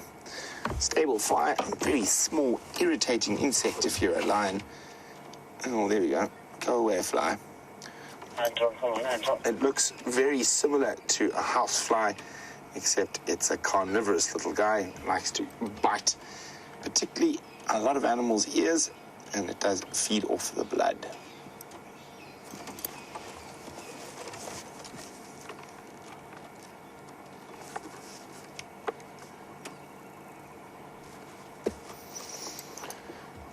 So Gracie, who's 8 years old, and Gracie says, Brent, do you mean we're going to have leopard and lion babies soon? Yes, Gracie, I think the Sticks are going to give birth probably, difficult to say, but I'd say within the next month and a half. So not too long, and it looks like almost looks like all of them are females. All the females are pregnant. VM on out, is he going to land? Where'd he go? VM really dislikes me when I do this, but there's an incredibly beautiful creature. There we go, he's landed. Look at that. Look at those colors on that acria butterfly. It looked like a Christmas tree acria to me, but I'll double check that for you. Where's my butterfly book? There it is. But yes, Gracie, babies, yay! So it looks like Shadow's got cubs, and Karula obviously has cubs. Oh, there, the butterfly's back. I'll spot it there. Be so nice if it landed somewhere nice and close so we could get a good view. It popped off the side. Sneaky, stealthy acria.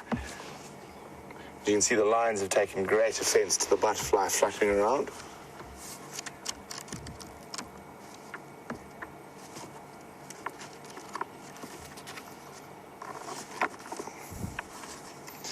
And I think I'm pretty confident it is a Christmas tree acria, and that is one of my favorites.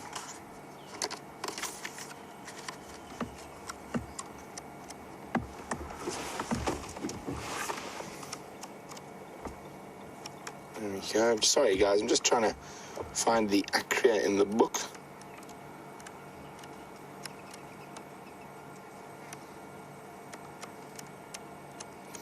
And there's quite a lot of, here we go, acria species. I'm just going to make sure that I'm not fibbing to you. And there's also pseudo-acrias, so mimics. But I'm pretty confident. So we've got to the acria butterflies, and we can have a look there. And lots of different variations. And there we go. If I remember correctly, the Latin name is Acria horta, but I will double check that now for the Christmas tree acria. And I'm just going to see it there. I'm not seeing it. There it is. That's it. Acria zetus acria.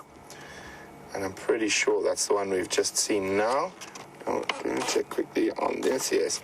Now, this book was written by a very clever man who knows a lot about butterflies, but not a lot about common sense. So to try and find the information that goes with the picture is quite the challenge. You have to then go into the Latin names, the index to the scientific names, and you've got to find the acria. At least the acrias are A, and they're right at the beginning. I should remember, what was it again? Acria zetus horta. Acria zetus. 43, so that must be yes, and 156. So instead of just putting the number where you should go there, I'm sure there was method to his madness when he did it, but definitely this book was not designed for the layman. Oh no. Where's this now? Oh, did you hear that large lion sigh? Oh, legs in the air, trying to get a bit of heat, and you can see why we think they're pregnant.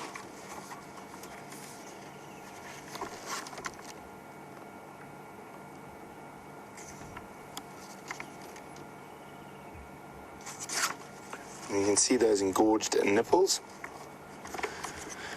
Definitely showing that she's expecting.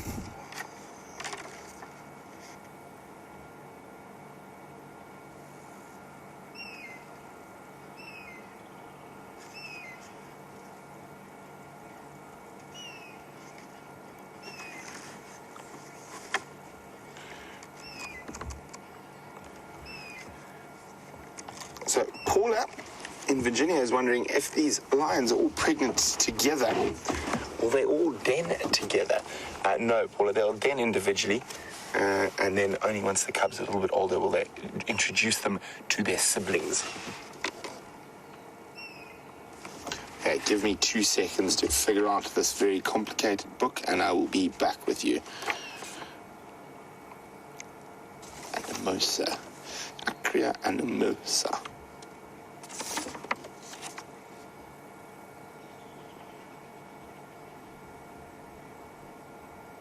So actually, I think I was incorrect. Originally, when I called it a Christmas tree acria, I think it's actually an acria, what is it now? A large spotted acria. And there is the large spotted acria, the male, and the Christmas tree acria down here doesn't have as many spots on it, but they are equally beautiful. There we go, a large spotted acria, and I think that's a new one for the butterfly list. And I'm not sure what we're on yet, so maybe someone can let me know how many butterflies have we managed to catch on camera so far. Sleepy lions. And I'm hoping there's this gorgeous golden light at the moment. And I am really hoping that we do get some of that light on these lions.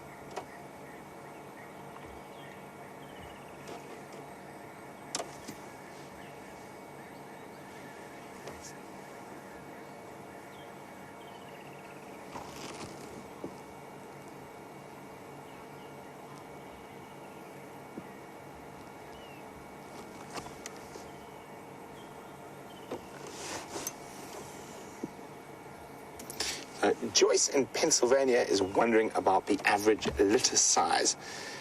In this part of the world, it is 2, although sometimes 3, but generally average litter size is 2. And in captivity, there have been recorded cases over 10 cubs born to a single female. Of course, those are in very strange circumstances, lions living in captivity. I don't think that that would ever happen in the wild. The amount of pressure put on that lioness to raise 10 cubs would be far too much. Now, lions are quite nice to each other, and being the only social cat, it could be a very big benefit for these 3 lionesses being pregnant at the same time. So they will actually share the suckling nursing duties, so they will let a cub that is not theirs suckle, so very different to hyenas. So if a cub that does not belong to them, it belongs to one of their sisters or moms or aunts, wants a drink, it's more than welcome to, and same goes for her cubs with all the rest of the others as well.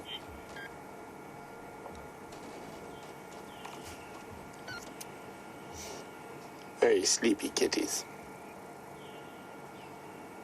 Who knows? Hopefully they'll come visit us on quarantine.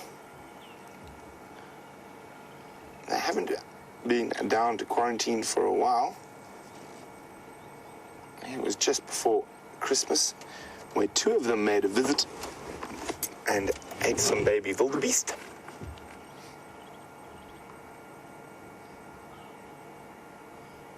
So we can see these 2, the belly's really nice. You can really see that engorged mammary gland. And when they stand up, you can actually tell the difference when they're hungry as to pregnant. I'm just going to move forward a little bit.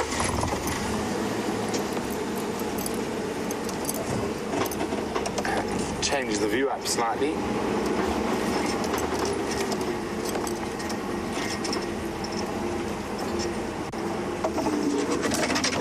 Oh, sorry, that was the stick, ladies. No need to fret yourself. I see, don't stand up. Please don't. As you can see, they took very little notice of that. And you can see the 3rd female as well, showing those signs of pregnancy. And you see the remnant cub spots on her, those little spotty markings all around there. Now, those are very important when the lion is a cub. So lion cubs are much more spotty when they're little than when they're big, and the reason for that is to have a little bit of camouflage when they're left in their den while mom goes off to find some dinner. So you do often see, on some lions, adult lions more than others, you can see those remnant spots. Some flying ants emerging around the lions.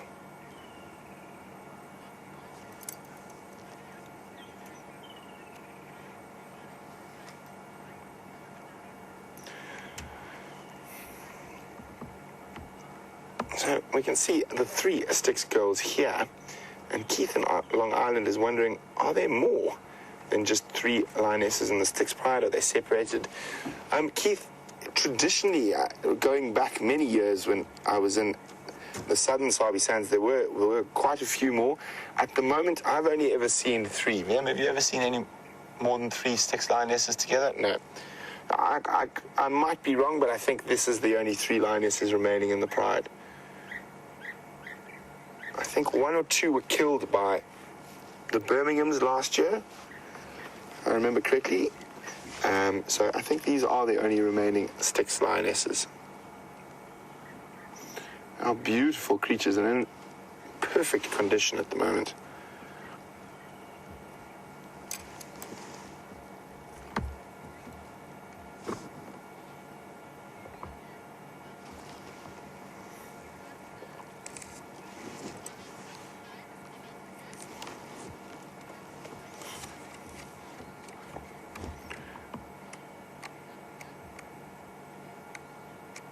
So, talking about one of my favorite smaller critters out there in the bush, the monarch butterfly. And Joyce in New Hampshire is wondering, do we have a monarch butterfly here? And we do. There we go. That is the African monarch. It doesn't migrate like the ones you guys get in North America. I know, as Joyce was saying, you can track the movement of the monarch butterflies on their great migration through North America. Now, interesting enough, monarchs feed off milkweed, which renders them noxious, so bad to eat for other animals. And they've got a very pretty little caterpillar. There he is. That's the monarch caterpillar, or larval stage. And now, being poisonous obviously is a good thing. Now I've got to find where the diadems are. But in a lot of cases, a lot of other butterflies, or in this case, a single species of butterfly, has learned how to, well, not learned, it has evolved to mimic the monarch. I'm trying to find you a picture of one now. It's called a diadem. So they look exactly like a monarch. And if I can find one, so we've got, here, there we go. That is the African diadem. So there's the female. And I'm going to flick back to the monarch, which is on the first page. Sorry, so see, there's a female monarch, and there's a female diadem. You notice those two spots are one of some of the main things that you're seeing are different. Now, as a female, you got to protect your babies, lay the eggs. Now, so they look and fly like a monarch. The male doesn't. He flies around really fast. There he is there, black and white. So the birds know he can be eaten, but they don't take the chance with the ladies. So there we go. The diadem, a mimic of the African monarch. So when you're ever out here and you're looking at butterflies, be always careful to check for these two aspical spots, or these little dots in the wing there. That is the factor in the main easiest way to identify the two different species. The color is also a bit different, but if you catch a fleeting glimpse, that's the best way to identify the difference between a diadem and a monarch. Oh, kitty cats, sun's going down. You should start stretching now, getting ready to move, hopefully.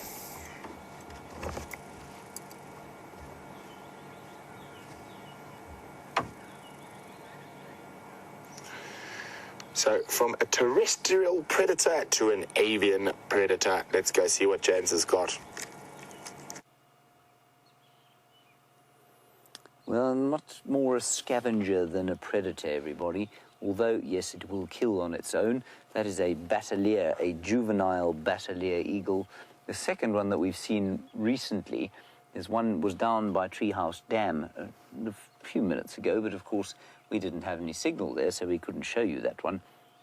But I'm most pleased to be showing you this one. Stable screen and stable feed. There he is.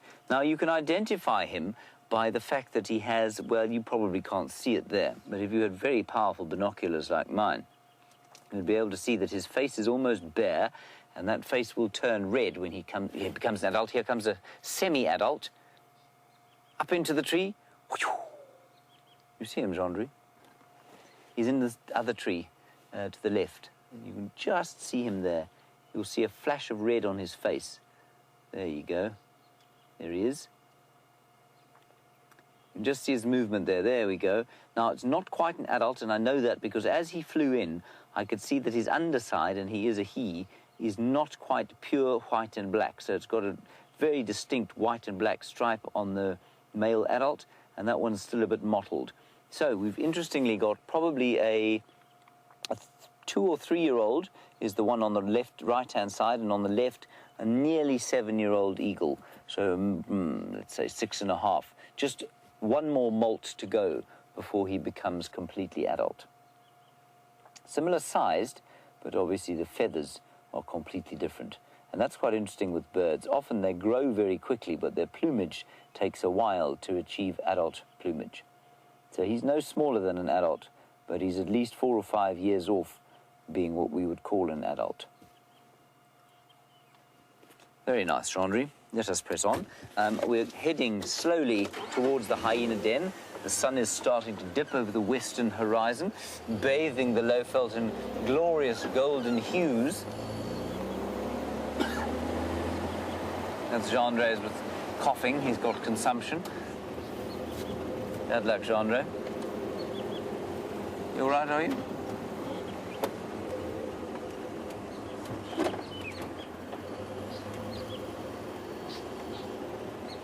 He's now drinking some water, of course, which is very important when you have consumption.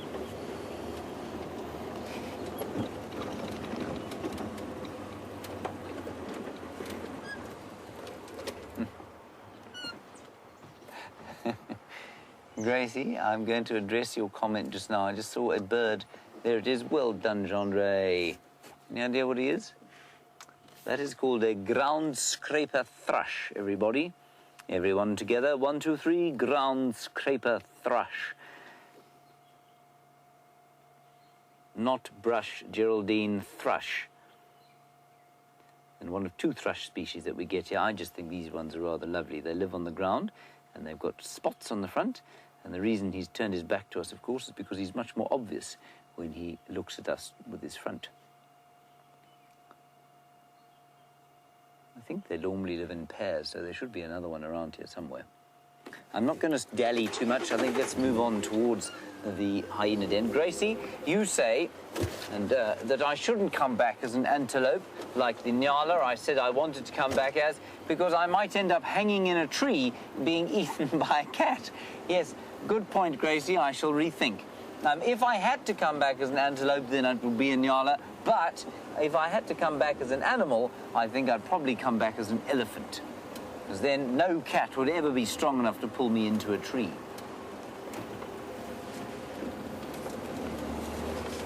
Oh, stunning picture of the mountains there with the sun going down. We'll just give you a brief look at it as we drive along.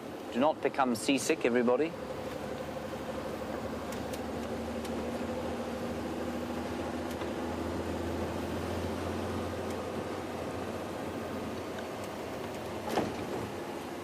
Hello, Paul. You're on YouTube. A nice question while we drive around. You say, do we prefer to track on foot or in the vehicle? Paul, unquestionably on foot. The tracking, the process of finding animals is much easier if you're actually following track for track on foot.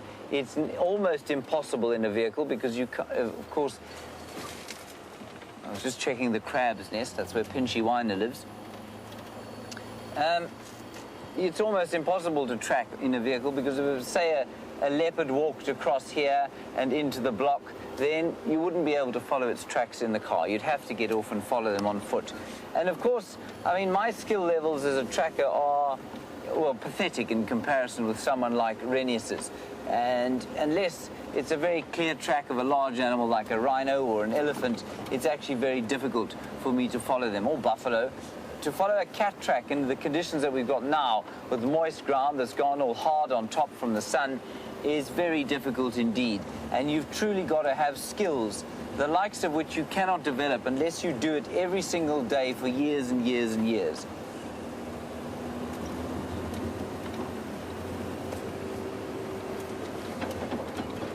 And I mean, when you consider the astonishing amount of money that bankers are paid, for example, supposedly because of the talent that they have. When you compare that skill compared with where, I mean, as we know, the bankers of the world lost more money than had ever been made in 2008, and they went home with enormous bonuses, where a man like Renius, who's got a suite of skills that probably only a handful of people in all the 7 billion on the world have. That suite of skills, which could so beautifully connect us back to the wilderness and to the earth, are only appreciated in such a very small area, which I think is quite sad. What have we seen? Ah, elephants. Very nice. This looks like one young bull down here. Yeah, one young bull. People, I'm not going to drive off-road after him. I do want to get to the hyena den, and the sun is starting to set. So if you don't mind, we're going to carry on, I think. One young bull, very peacefully eating some Combretum apiculatum. I'll probably rue that decision, of course. Ooh, mud flicking up. There's more elephants. There's a whole herd of them here. We'll just drive gently by. It's a lovely herd. I'm afraid we're going to have to stop for these. They're too lovely not to. Just briefly. Especially between that magnificent view that is out to the east there. And that young bull now, of course, will be semi-part of this herd. He's almost old enough to be on his own, so he'll just be spending some time alone before he moves off. That is an enormous cow on the right-hand side moving out there. She's huge. She probably stands 10 feet at the shoulder. She's almost bull-sized. I mean, she really is very large.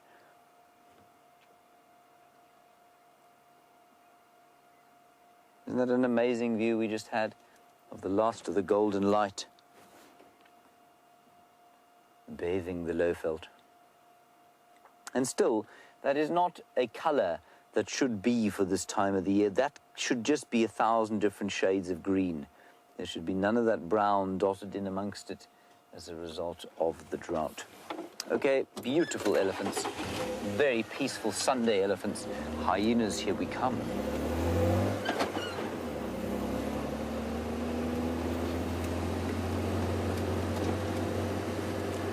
Fear me, I've left this a bit late on account of the black screen, but we will get a little bit of time there before it gets dark. Now, when we say black screen, what we mean is, of course, that the signal read from the vehicle to the final control disappears for some reason. This is an unfathomable thing, seemingly more mysterious than I don't know, more mysterious than anything, really. More mysterious than quantum theory.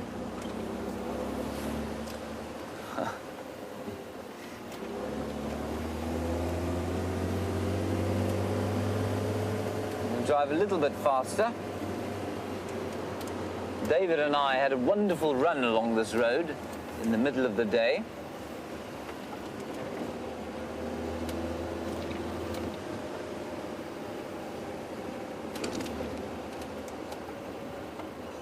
Ah, here we have a comment from Simon, who told us about the flightless dung beetle of Addo. And Simon, you say you don't live in Addo, you live in Plettenberg Bay. Well, lucky old you. Plettenberg Bay, everybody, is a very attractive town. Well, it's quite a large town now. It's in the Western Cape, kind of border between the Western and Eastern Cape. Very nice, Simon. I hope you're going to be swimming in the sea a little bit later on. And you say you'll send a picture of the flightless dung beetle. That would be wonderful. Thank you.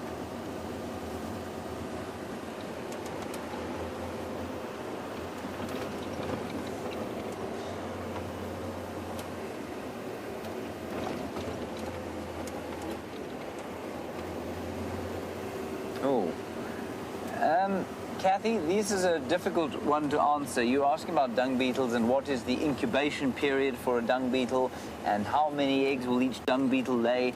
Well, of course, because there's so many species, that's a semi-impossible question to answer. But we did have those plum-coloured dung beetles earlier, and I think that you will find that they will lay, I couldn't tell you, probably at least sort of 10 or 20 eggs in a season. And how long is the incubation period? The incubation, I don't think is very long. It's probably a week or two. But I then think that there's a period of dormancy, and I don't know exactly how it works, but they make the ball, they lay the egg in the ball, and then they bury the ball, and the larva, which looks like a kind of little white grub is born and it eats the dung as its food, and that's what happens. But then, before it kind of becomes an adult, it spends time underground until conditions are favorable. So until rain comes, softens the ground, then it'll come out, fly about, dig holes, lay its own eggs, and probably die fairly soon thereafter. So what I think you'll find is that the incubation period of the eggs is probably maybe a week or two, and after that, the pupation period and dormancy period under the ground is extremely variable. So, for example, if a dung beetle is one of the last dung beetles of summer, lays an egg in the ground, they'll remain dormant probably for the whole of the winter. But then, I think like's happened now, those first few dung beetles that came out when the ground was initially soft, laid their eggs, buried them, and I'm sure those are the offspring that have come up again now. So a difficult one to answer, Kathy, but it's one of those brilliant questions that gets everyone thinking. So thank you for that.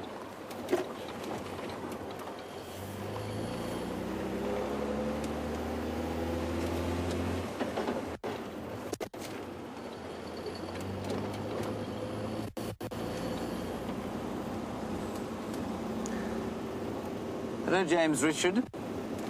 You want to know if anybody has set up markers so that I might find the hyena den tonight, unlike last night. James Richard? No, they haven't. But what we is set Brent up with some lions so that in case I get lost with him until the hyena den, we'll see you there.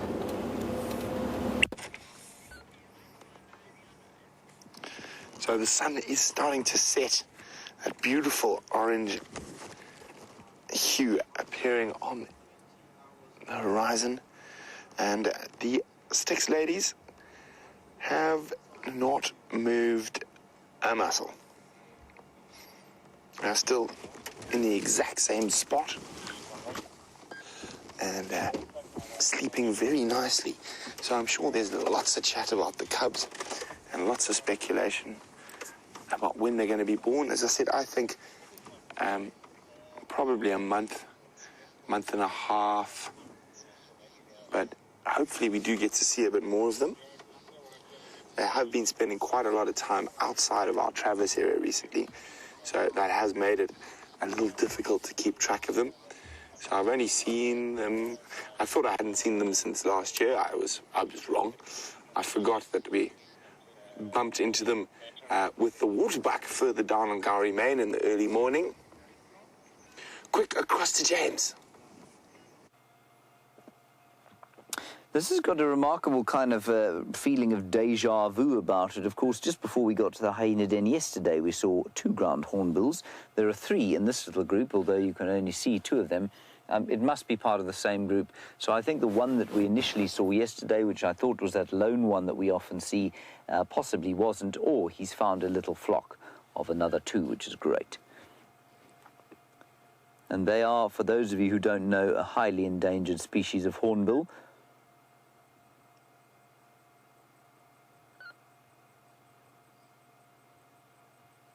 And they are looking quite possibly for tortoises. They like to eat tortoises. Those chisel-like beaks are very good at eating tortoises, but they'll also eat termites. They'll eat rodents if they can get them. They'll eat scorpions if they can catch them. They basically will eat any kind of meat that they can overpower. Yeah, that one's eating little termite alates. As I said, those royal flying termites, hugely popular amongst all the animals. Very cool. And even that massive bill. Now, I mean, again, you can't really see the size. Probably about 2.5 feet tall, that bird, with a bill that is at least, I'd say, 6 to 8 inches long.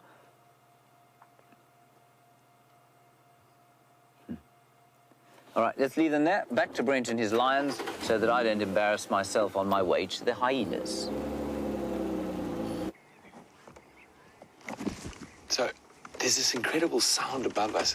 Unfortunately, I think they might get past us. Viam's going to try his best. Did you get them there, Viam? Little spots. Little spots up there. You can just hear them flying above us. This toot-toot-toot, and it's the sound of European beetles heading back towards their roost. I don't know if you guys can hear high-pitched little chirp.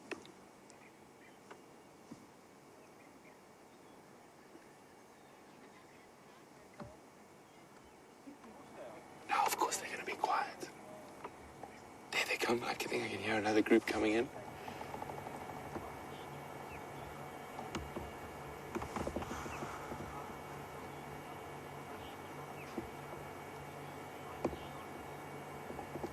There we go, just off in the distance.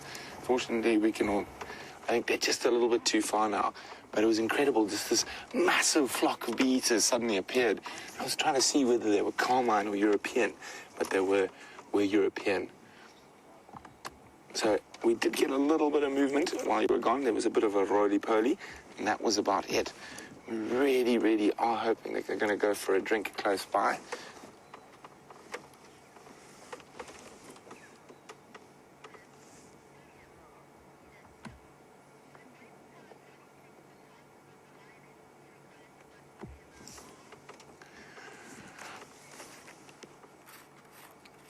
So William in Cedar Hill would like to know what I think the chances are of these lions giving birth on Juma.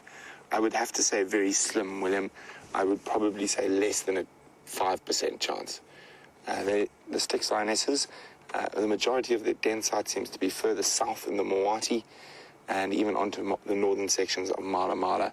So I highly doubt that the Styx girls will give birth on Juma, and I do definitely hope to be proved wrong, though. Wouldn't that be wonderful? And they did bring them through when they were quite young. About the last set of cubs they had must have been about 2 months the first time we saw them, and those were unfortunately killed by the Birminghams during the Pride takeover. But see, the next generation are on the way.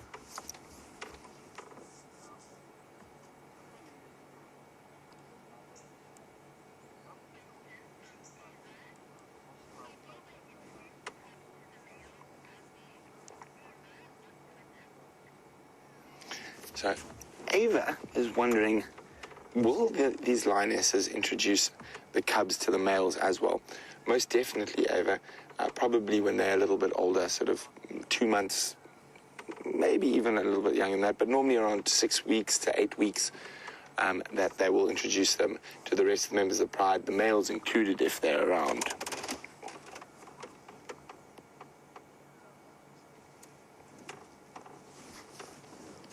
Hello, big girl.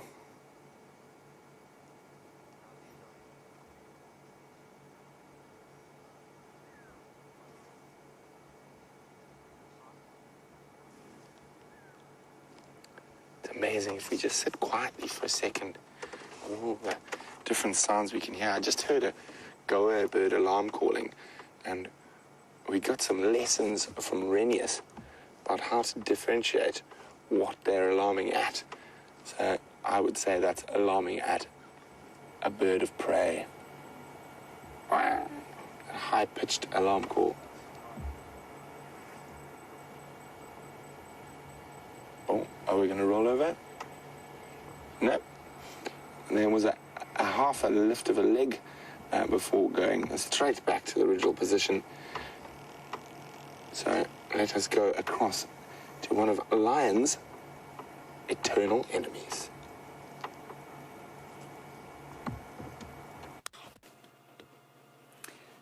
So thank you, James Richard. Here we are at the hyena den. I obviously drove straight here because I've never been lost in my life in the bush. Don't know where that came from.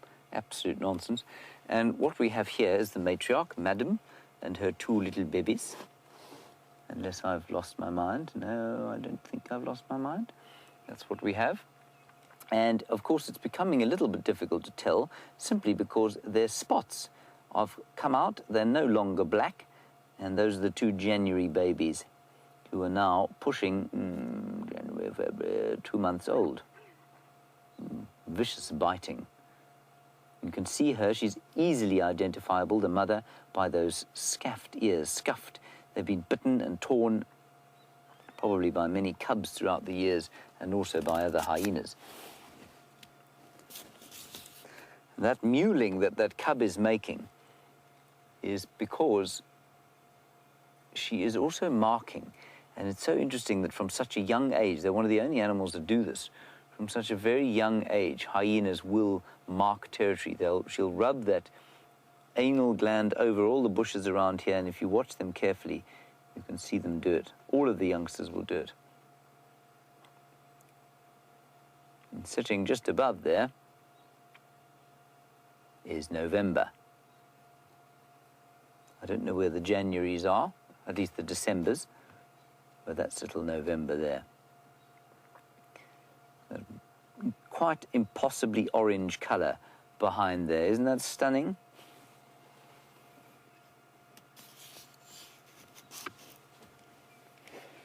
Just a magnificent sight.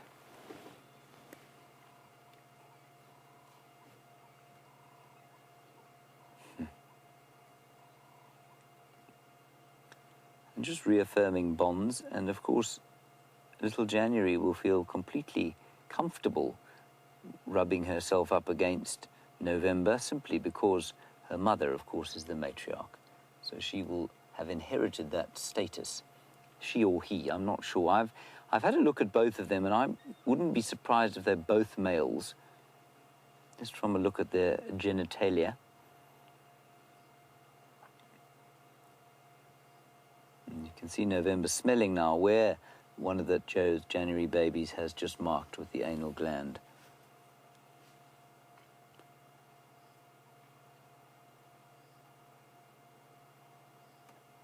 A lovely calm is starting to descend as the sun falls down below the horizon.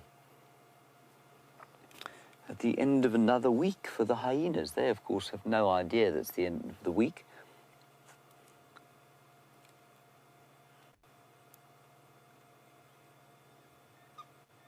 Isn't it lovely? Beautiful, beautiful picture.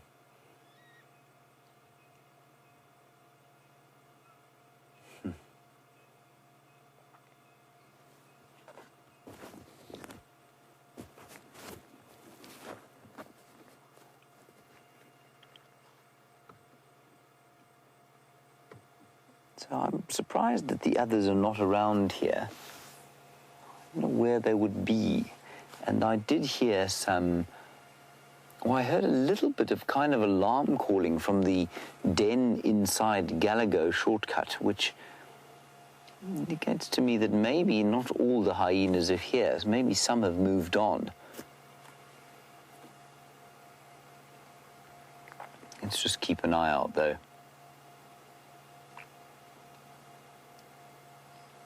You can see them venturing further and further away, and they're certainly doing that a lot before the other babies did. I think as a result of the fact that they're just so much more confident. They're just so much more confident given the status that their mother has. Hyenas, of course, for those of you who don't know, will inherit their mother's status. Their fathers have virtually no status within the clan. There is a male hierarchy, but interestingly, and this is certainly the only mammal species that I know of in which this kind of condition occurs, normally it is the lowest, or often it's the low-ranking males that the females will mate with. And that's because often the low-ranking males are imports, they're immigrants that would have come into the clan from outside, and so it makes genetic sense for them to mate with those low-ranking males. And of course it doesn't make any difference what rank of male they mate with, because it is a female-dominated society, and it is the female rank that they will inherit, and this is completely the opposite in just about every other mammal. Just about every other social mammal, including the human being, it is normally the father's status that is inherited. And while that might not be particularly pleasing to hear for a human being, that is exactly what happens. Look at the power in the shoulders there. She lifts her neck. Look at the muscles in the neck and the shoulder. Now, she's about a 70-kilogram animal. That's about 170 pounds. And most of that mass is packed into the jaw muscles, neck muscles, and shoulder muscles. Here comes a little one coming closer to have a look and say hi.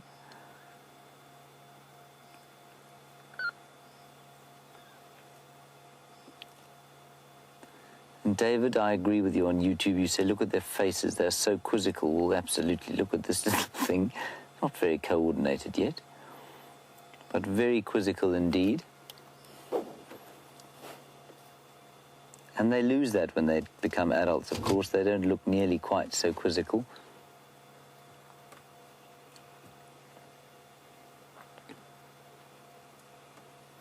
And the other thing I notice about these animals is that, and I think many of you notice it, we are so used to our own children. The human baby is the most vulnerable thing in the world.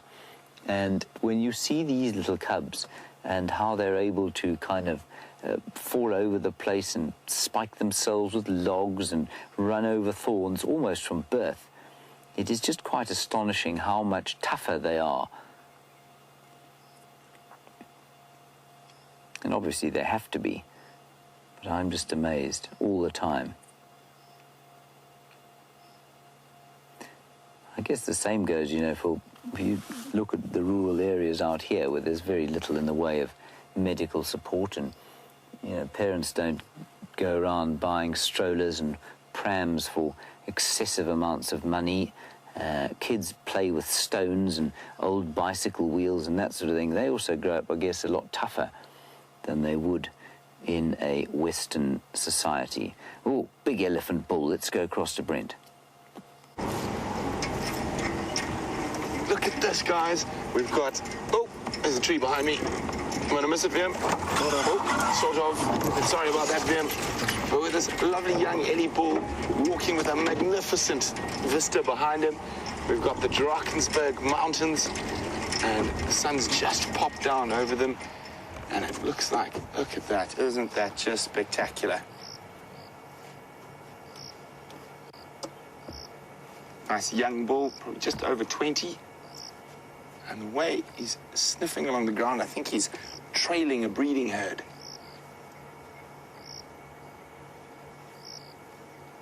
A slow walk.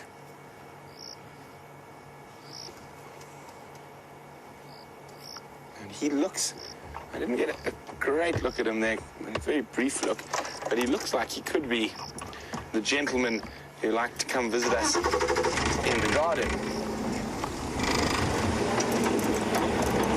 I think he's going to disappear off. I'll give you a view of the bottom as he disappears into the bush.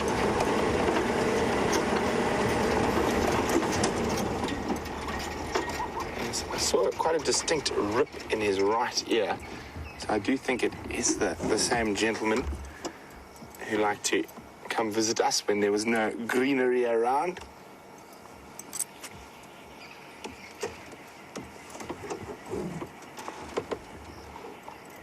Brilliant.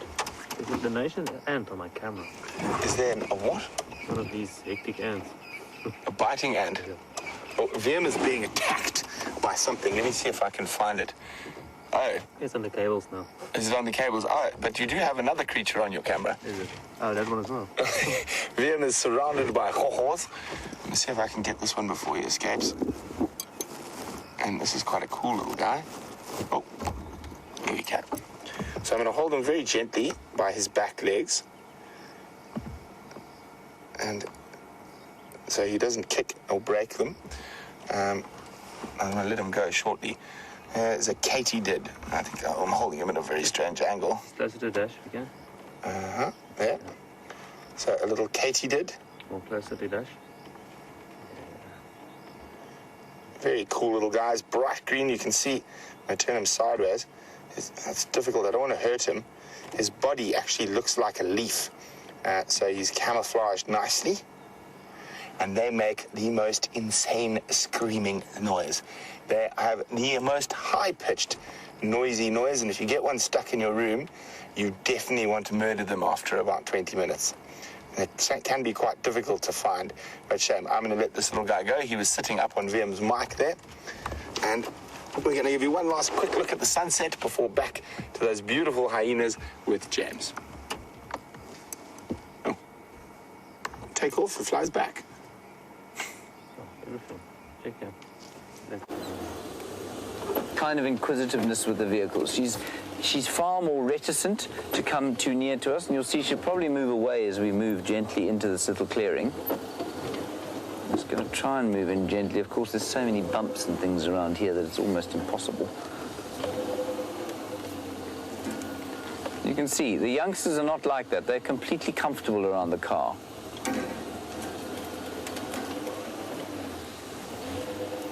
There we go.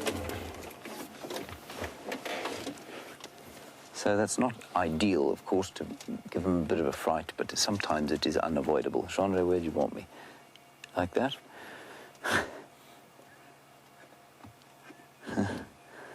I'm now leaning at a precarious angle out of the vehicle. I can point at the hyenas there.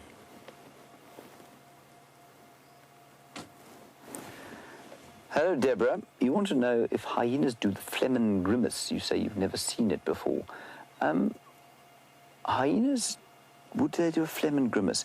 First of all, let me just explain what it is. Flehmen grimace is when they, animals like leopards and lions and zebra, I've seen buffalo do it, elephants even do it to a certain extent.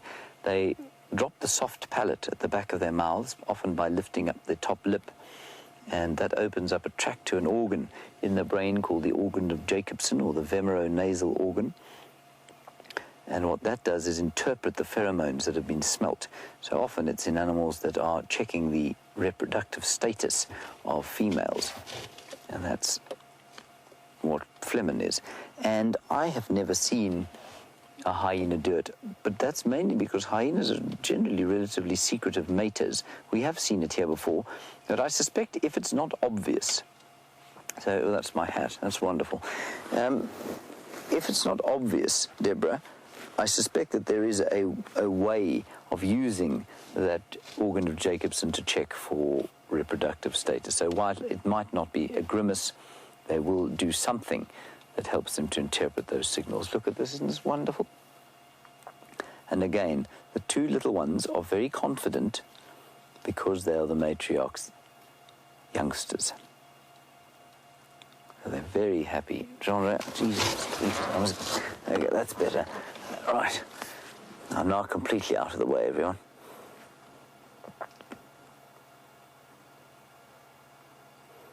Yeah, that's interesting.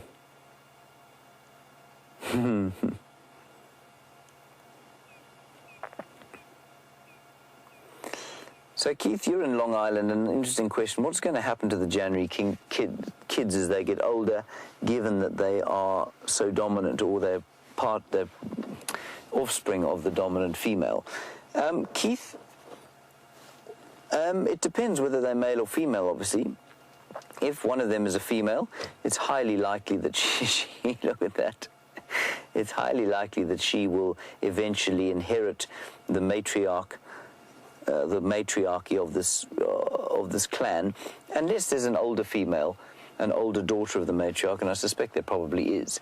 But then she might inherit it after that. Although I think quite likely that if you're not the first female cub of the matriarch, then rather like with the royal family of England, you don't stand much chance of getting, you and your offspring stand almost no chance of getting to the throne. So I think if they are male, however, often they have a choice. They have a kind of choice. If they stay within this clan, they will be right at the top of the male hierarchy. But if they leave the clan, they will drop way down the hierarchy. But the advantage of that, of course, will mean that they will have the chance to mate.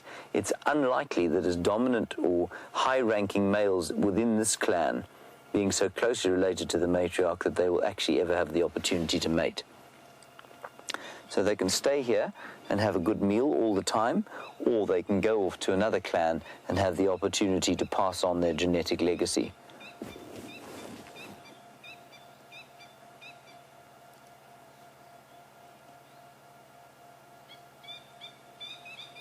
With the little tails up.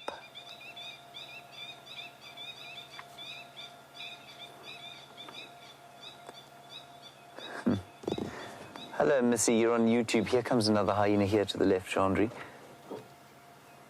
She is covered in muck. That looks like Corky, I think. So we might get the December one that's coming out now. Missy, you want to know if we've seen the one that was attacked by the hyenas, at least by the wild dogs the other day. 10 wild dogs set upon one hapless hyena female. And you want to know if we've seen her again.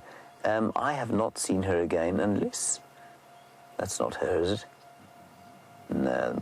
Just zoom in on the head there, if you don't mind, Jandre. No, that's Corky. You can see by those little marks on the top of her head. So I haven't seen her again, and I think quite strongly that she is the mother of of June. She was the one with the scar back. And I haven't seen her again, see?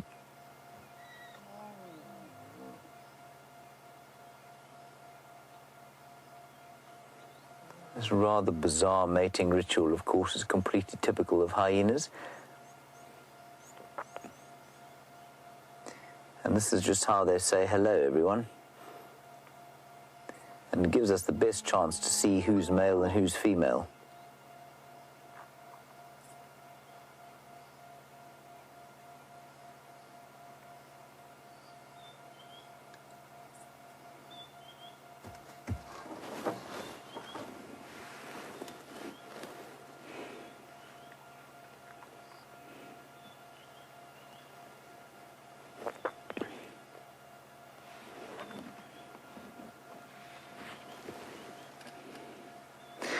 Hello, Ravi in New York. I love your queries like this.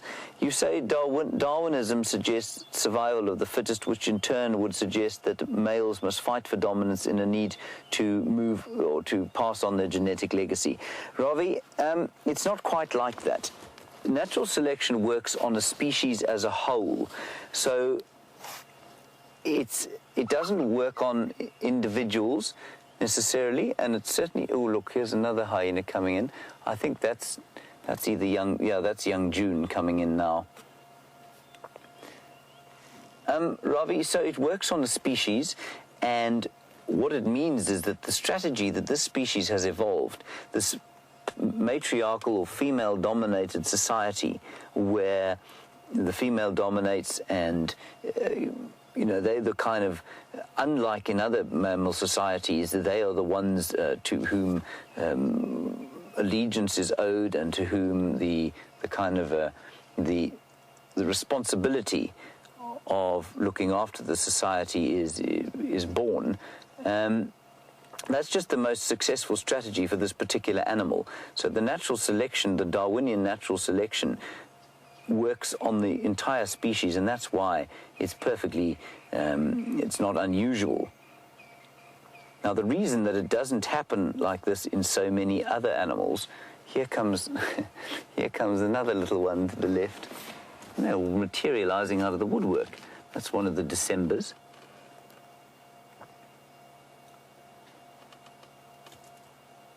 Now, the reason that it doesn't work like that often with mammals is that for the simple reason that it is much easier for a male to leave more offspring than it is for a female to leave more offspring, obviously, because for a male it's just the investment of mating. For a female, of course, it's the investment of a gestation period and a dangerous birth and then looking after the youngster. And that's why in males it's normally the males that why in mammals it's normally the males that dominate, and why in many birds where that isn't the case, because of course the female can just lay the egg and then hand the responsibility over to the male birds. Often you find the system is different, where females, if they don't dominate, they're certainly the ones that have more than one partner. So Ravi, this is an interestingly different situation, but it works for the species, and that's why it has survived.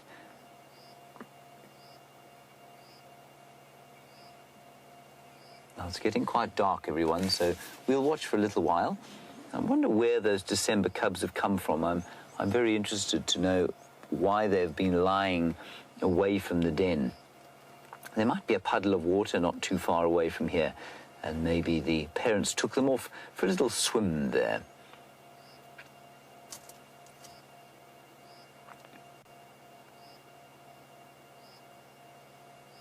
Well, we're going to sit here for a little bit longer, but while the lions, there's huge action going on at the lion sighting at the moment. So let's head across there. We'll stay here for now. Look at that, magnificent. We've just arrived in the nick of time. A bit of movement going on.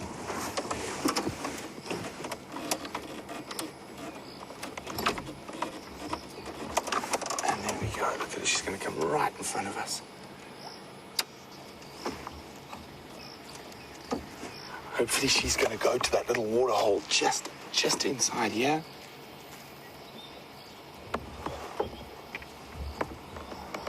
There's the other lioness there. But as it's getting darker, oh, big yawn.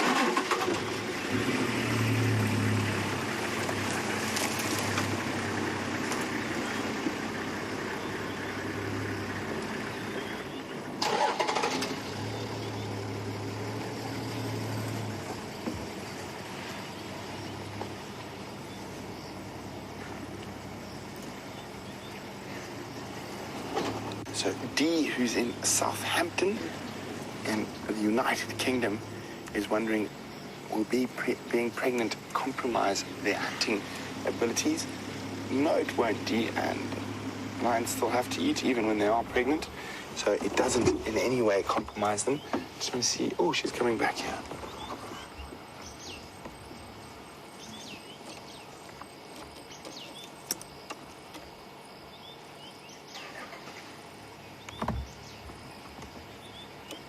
Nice preening. So lions will often do this. There we go, get up, bit of stretching, defecation, urination, and then lie back down again. It's not that uncommon, but these are good signs that they are going to start moving.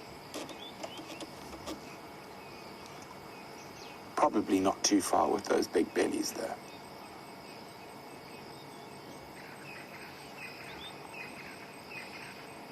Still quite hot. I'd probably say it's still just under 30 degrees Celsius. Maybe 28, 29, somewhere around there. So while we wait for these lions to get moving, James has got one of my favorite little creatures in the bush.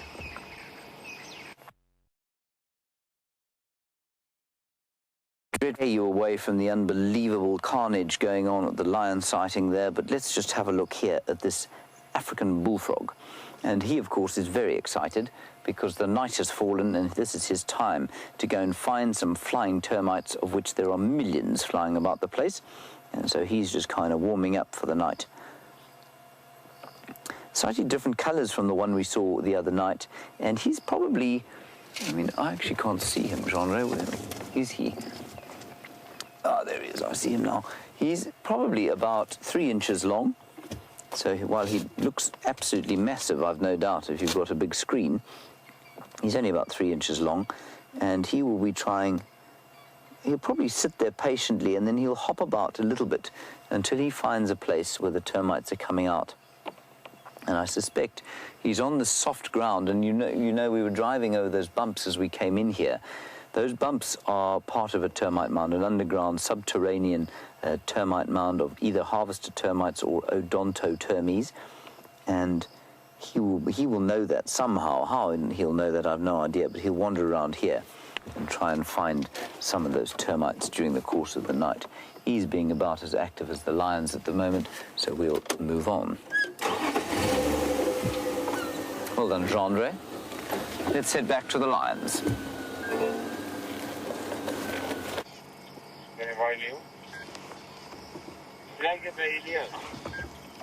Yeah, just myself here and you. So, oh, look at this one. She's doing a bit of preening on the other side of us. So we're literally surrounded by lions at the moment. A lioness on either side and one directly in the front behind that bush. Fortunately, we can't see her. There we go. A bit of grooming going on.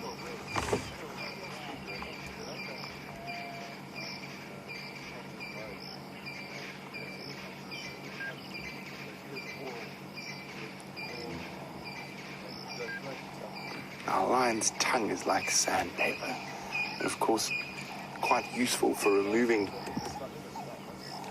dirt, blood, grime from themselves, but you wouldn't want to be licked too much by a lion.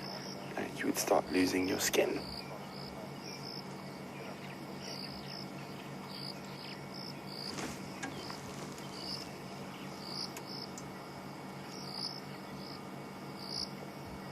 Oh, yawn coming. Oof, there we go.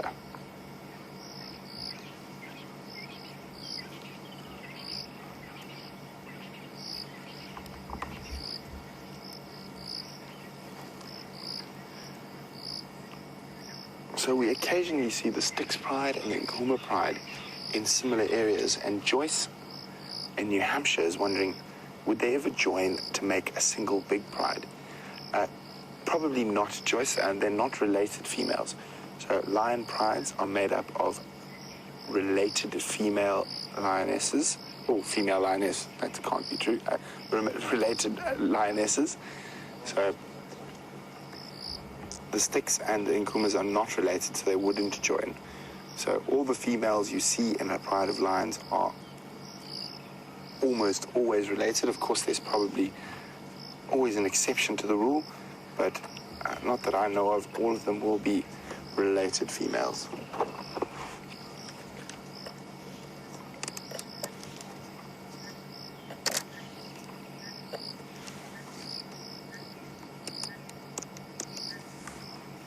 Look at those eyes, aren't they just spectacular?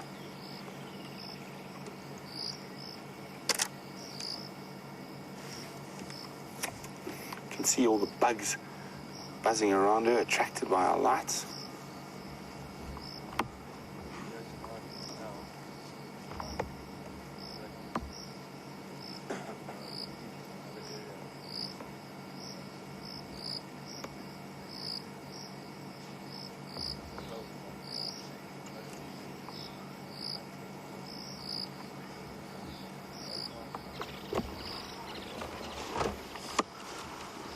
So Jennifer on YouTube says she thought birds preen and, oh, there's a line behind, let me turn around, and cats groom. That is correct, Jennifer. I was just playing around with words a little. Well, you know humans can also preen. If you've ever seen certain individuals of both sexes these days getting ready to go out to dinner or to a party, there's much preening that goes on, wouldn't you agree, Viam? Oh, yeah, absolutely. And certain individuals in our camp have been known to preen and prep as well. Not me. Not me either. Viam and I, we're rugged, manly men. No need for preening and whatnot.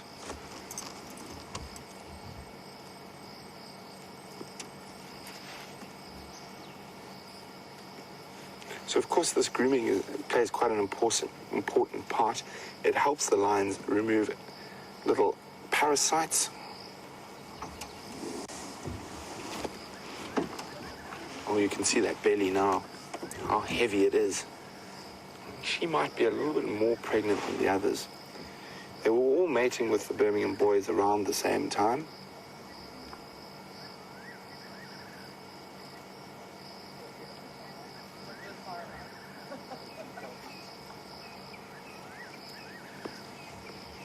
Come on, time to go for a drink.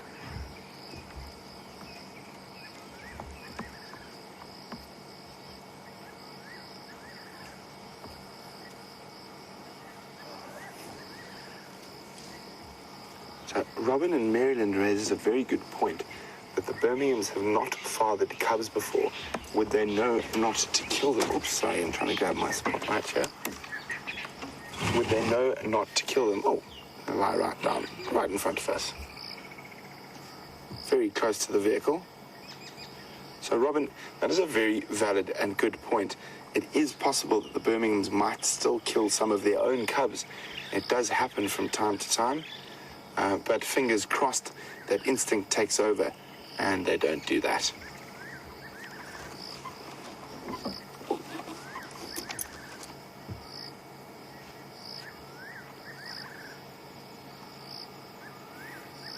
So, still very warm and humid. And you can see we are being attacked by termites, alates. As you can see, the longer we hold the light, the more termites are going to get there. Fortunately, they don't bite, they just tickle a little. And you can see she tried to grab one there. There we go, look. Oh, no. Oh, there we go. Oh. Look at that. She's just picking up on the movement.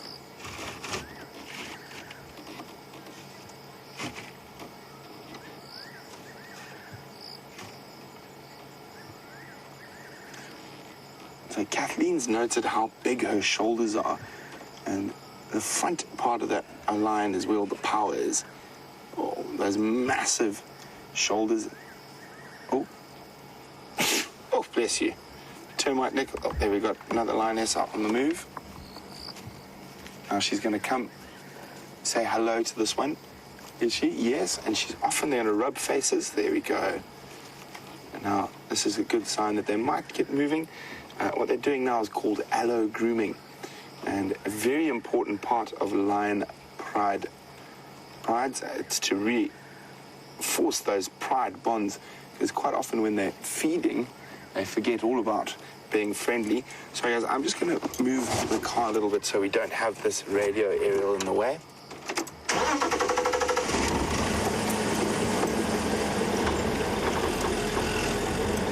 Well, let's go to James quickly, who's got a hunting amphibian. Right, everybody, we found another. Look at that, isn't that brilliant? That, in fact, I'm going to stay right here. That's a bush-filled rain frog, everybody. He's about, I'd say about a quarter the size of that bullfrog, and he's just devoured himself an enormous termite. He looks, of course, as though he has had several hundred today. A very corpulent fellow. That's just what they look like. They look like very round, fat frogs. Look at him walking.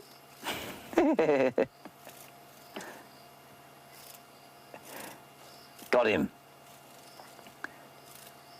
Oh, that's wonderful. You see how he lifts his backside in order to swallow? Oh, we've seen another one. I mean, you can't believe something that fat is able to move. Yeah, he spotted it. Go on, go get him.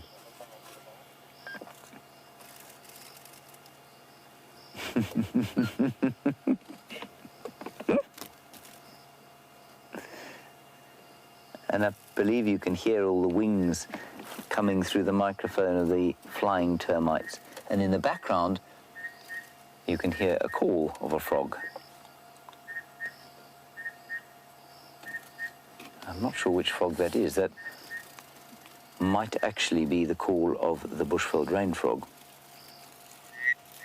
It is. All right, let's head back to the lionesses for now. They're grooming.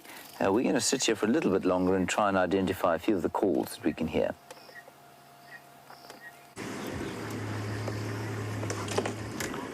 So there we go. We've just moved around so we can see them grooming nicely.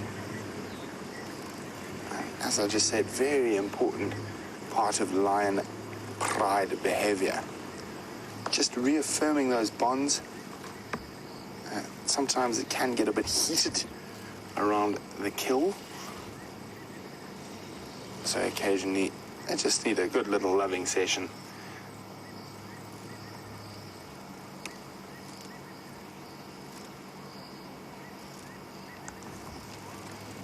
This is amazing. We're sitting here in the dark in the African bush, live with a pride of lions.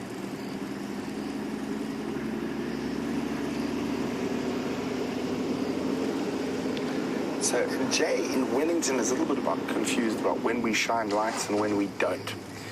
Okay, so Jay will run through the nocturnal viewing rules. Jay, we don't shine on diurnal animals. So zebra, giraffe, impala, all the antelope species mostly, their eyes are adapted for mostly being out and about during the day, and a spotlight at night can blind them a little bit. Nocturnal animals' eyes work very differently. So as you can see, the light, they can look straight into the light and it doesn't bother them in the slightest. There we go. Okay, to go say hello to the next one. Or not, we'll keep walking past. And we have a little paw clean, and you can see that wonderful... Sorry, I just need to move my little torch there. There we go.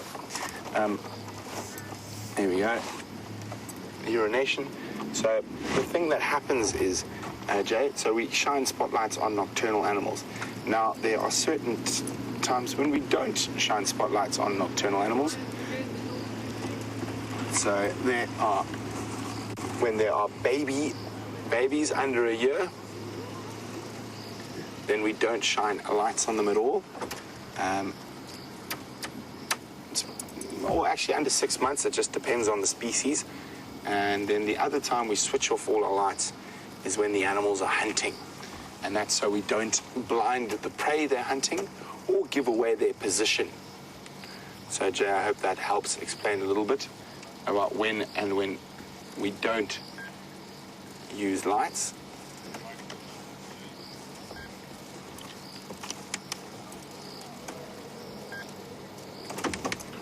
Let's move around. Those other two girls look like they're having a really nice little grooming session. And I think this third is on her way. Oh, they're on the move.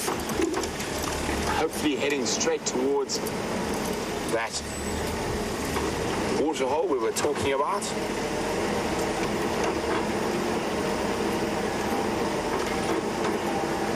And there's something really exciting and primal about following lions in the dark.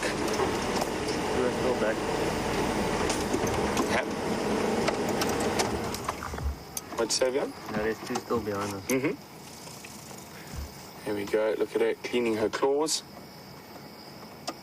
And you can see that power. Oh, I think she thought there might be a game up. One of her sisters was stalking her. Didn't want to be caught unawares.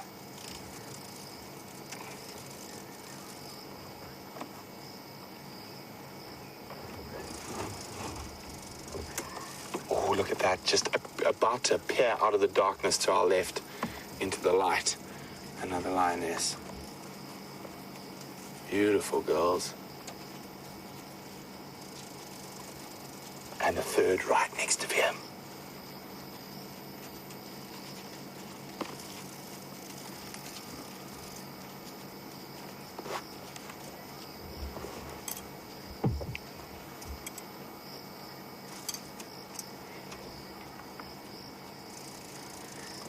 Well, a huge SafariLIVE welcome to Mr. Dog, who's a brand new viewer on YouTube and says this is absolutely amazing. I agree, and welcome to the SafariLIVE family.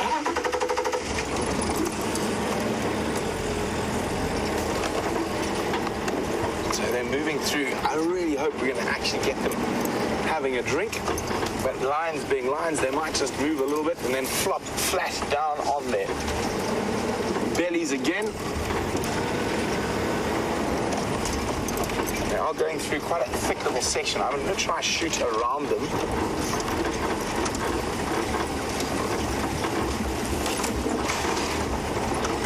Because they are, looks like they're beelining straight for that little water hole. You can just actually hear them sneezing there. So they are still en route.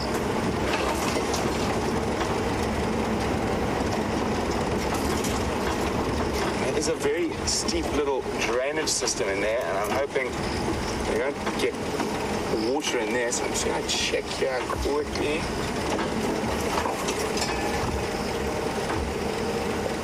There they are. Okay, no, they're still coming. You see their eyes coming through there? There they are. Okay, perfect. Just wanted to make sure we don't lose them.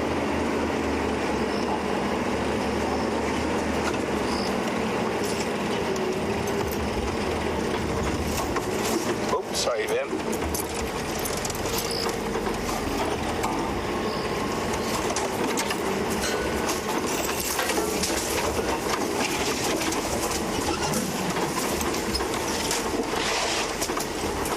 Okay, get skinny, Ben. There we go. I'm just going to find a way out of this thicket. I think I found it.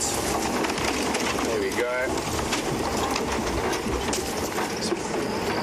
There's this little start of a little creek in front of me. Okay, I still see them there. We don't want to go through there. We might get... No, we'll be fine. Famous last words. We'll be fine. And then I have to beg James to come pull me out, and that I will never live down.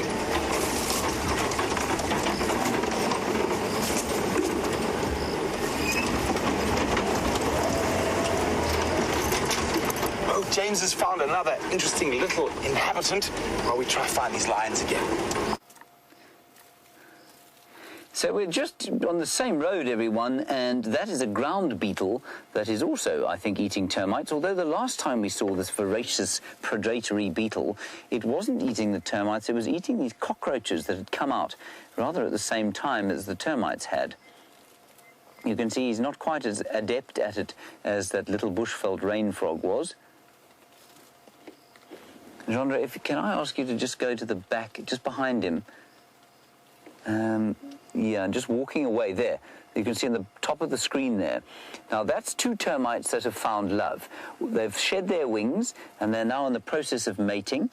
And with any luck, they will start a new mound fairly soon that will eventually become where they're not, these aren't the fungus-growing termites, so they won't build. Look, he's caught one. He's caught one.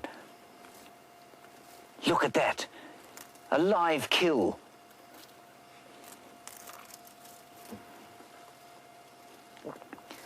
And he's got vicious mandibles on the front of his face that he's stuck into the abdomen of that termite. The termite will be struggling. No termite mound building for that one.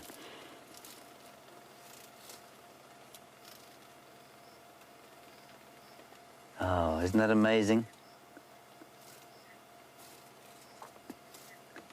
That ground beetle, of course, probably won't eat anything like the number. There are some lovers in the front, top left of your screen, you can see them. And like I say, these are not the termite mound building ones. I think these are harvesters or odontotermes, and so they will build a mound, but it will be largely subterranean. See, ground beetle has shed the wings off. This, with that super zoom, would be unbelievable, wouldn't it, Jean-André? You see him just eating off the head there. And if you've ever wondered where or how so many of the pictures of aliens in the films come from, well, there you are. Certainly if you've ever seen District 9, that's precisely what the front of their faces looked like. See, there are two species of termites now. There, he's trying to catch another one. He just got beaten in the head by mistake. That's a fungus-growing termite. Those little ones are the ones that make the big mounds.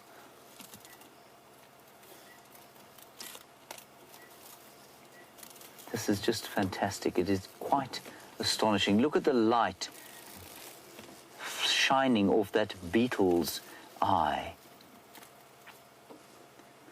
All right, everybody, that's it from us today. We're going to hand you back to the lions for the last few minutes of the drive. Thank you, Jean-André, for your efforts today. Good job. I apologise for mine. Thank you very much, of course, to the final control of Geraldine Cheesecake Kent and Louise Pavid. We're going to hand you back to Brent Leo Smith and the diminutive but highly competent Willem Doornbrach and the lions for the rest of the drive. We'll see you tomorrow at dawn.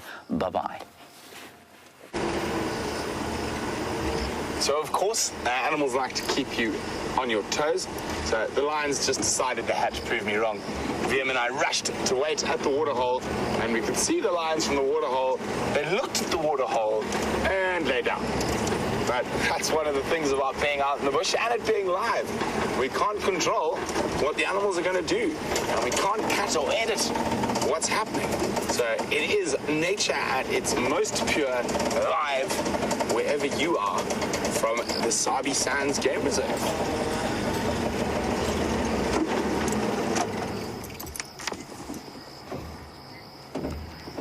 There we go. I'm pretty sure they still are going to go drink at the same little waterhole. Of course, just not when we wanted them to.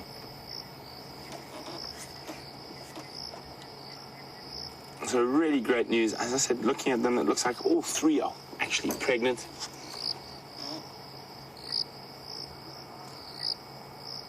Oh, I heard that too, lion. You hear an impala snorting in the distance, and so did she. Suddenly just saw her ears pick up, but quite far away, not too interested. Now what we've seen here is this very typical lion behavior. Get up, stretch, walk for a little bit, lie down. The lions sleep on average for about 20 hours a day and are only up and moving for 4 hours. And even then, it's in small little bursts of movement rather than long bursts of movement. it's not to say that they can't. They just generally choose not to. Oh, there we go. We've got a bit of a walk on. Maybe we will get that amazing drinking shot before the end of the safari.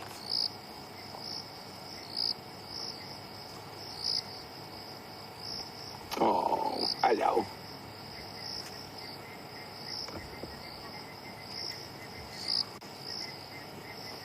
And up they come. Now, this line, I was hoping she was going to walk right next to me. I'm just going to let them walk past before we try and get round to the water hole. Look how close they are to us. Who's coming to say hello, is it VM? So she's about less than a foot from VM as she does that. Isn't that incredible, guys? I know VM loves it. The smile on his face is from ear to ear.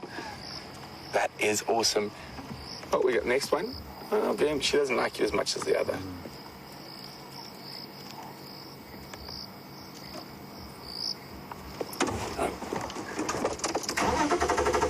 Let's see what they're up to. Oops. I have to go backwards.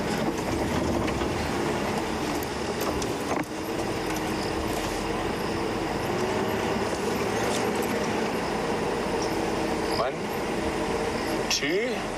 Where's number three? One, two. Is she behind there somewhere? Oh, where's number three gone? And, of course, ignoring my pan again. Oh, there she is. There's number three. And pan's just to the left here. Obviously, they've had a good drink at some point. And I think they might move on towards maybe even quarantine. And we're at the junction of Philemon's cut line. That road there leads directly to quarantine.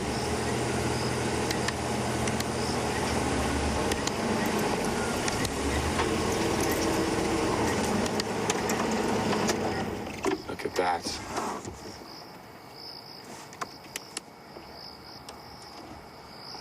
There is a little steenbok.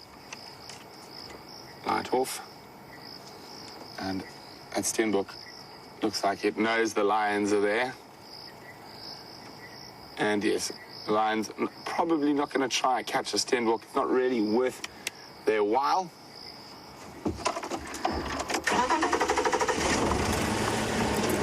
And the little steenbok, he knows it.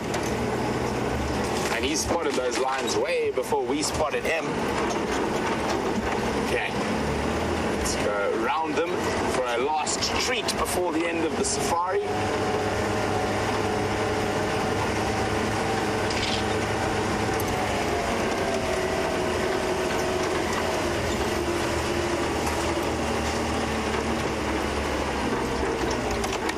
There we go.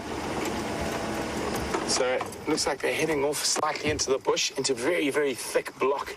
And I think I'm going to let the ladies carry on with their hunting from here. But wonderful to see them up and on the move, and nice of them to prove me wrong. I was really hoping they were going to stop off for a drink at that little pan, but alas, one of those things. So thanks for joining James and I on the Sunset Safari. It was lots of fun, and hopefully there'll be lots of cats out again tomorrow. Today definitely lived up to the cat day. We saw Karula this morning and the Styx lionesses both this morning and this evening. And also great news, the Juma dam cam is back up operational, so keep watching that. And don't forget to join us for the Sunrise Safari for more exciting stories live from the African bush.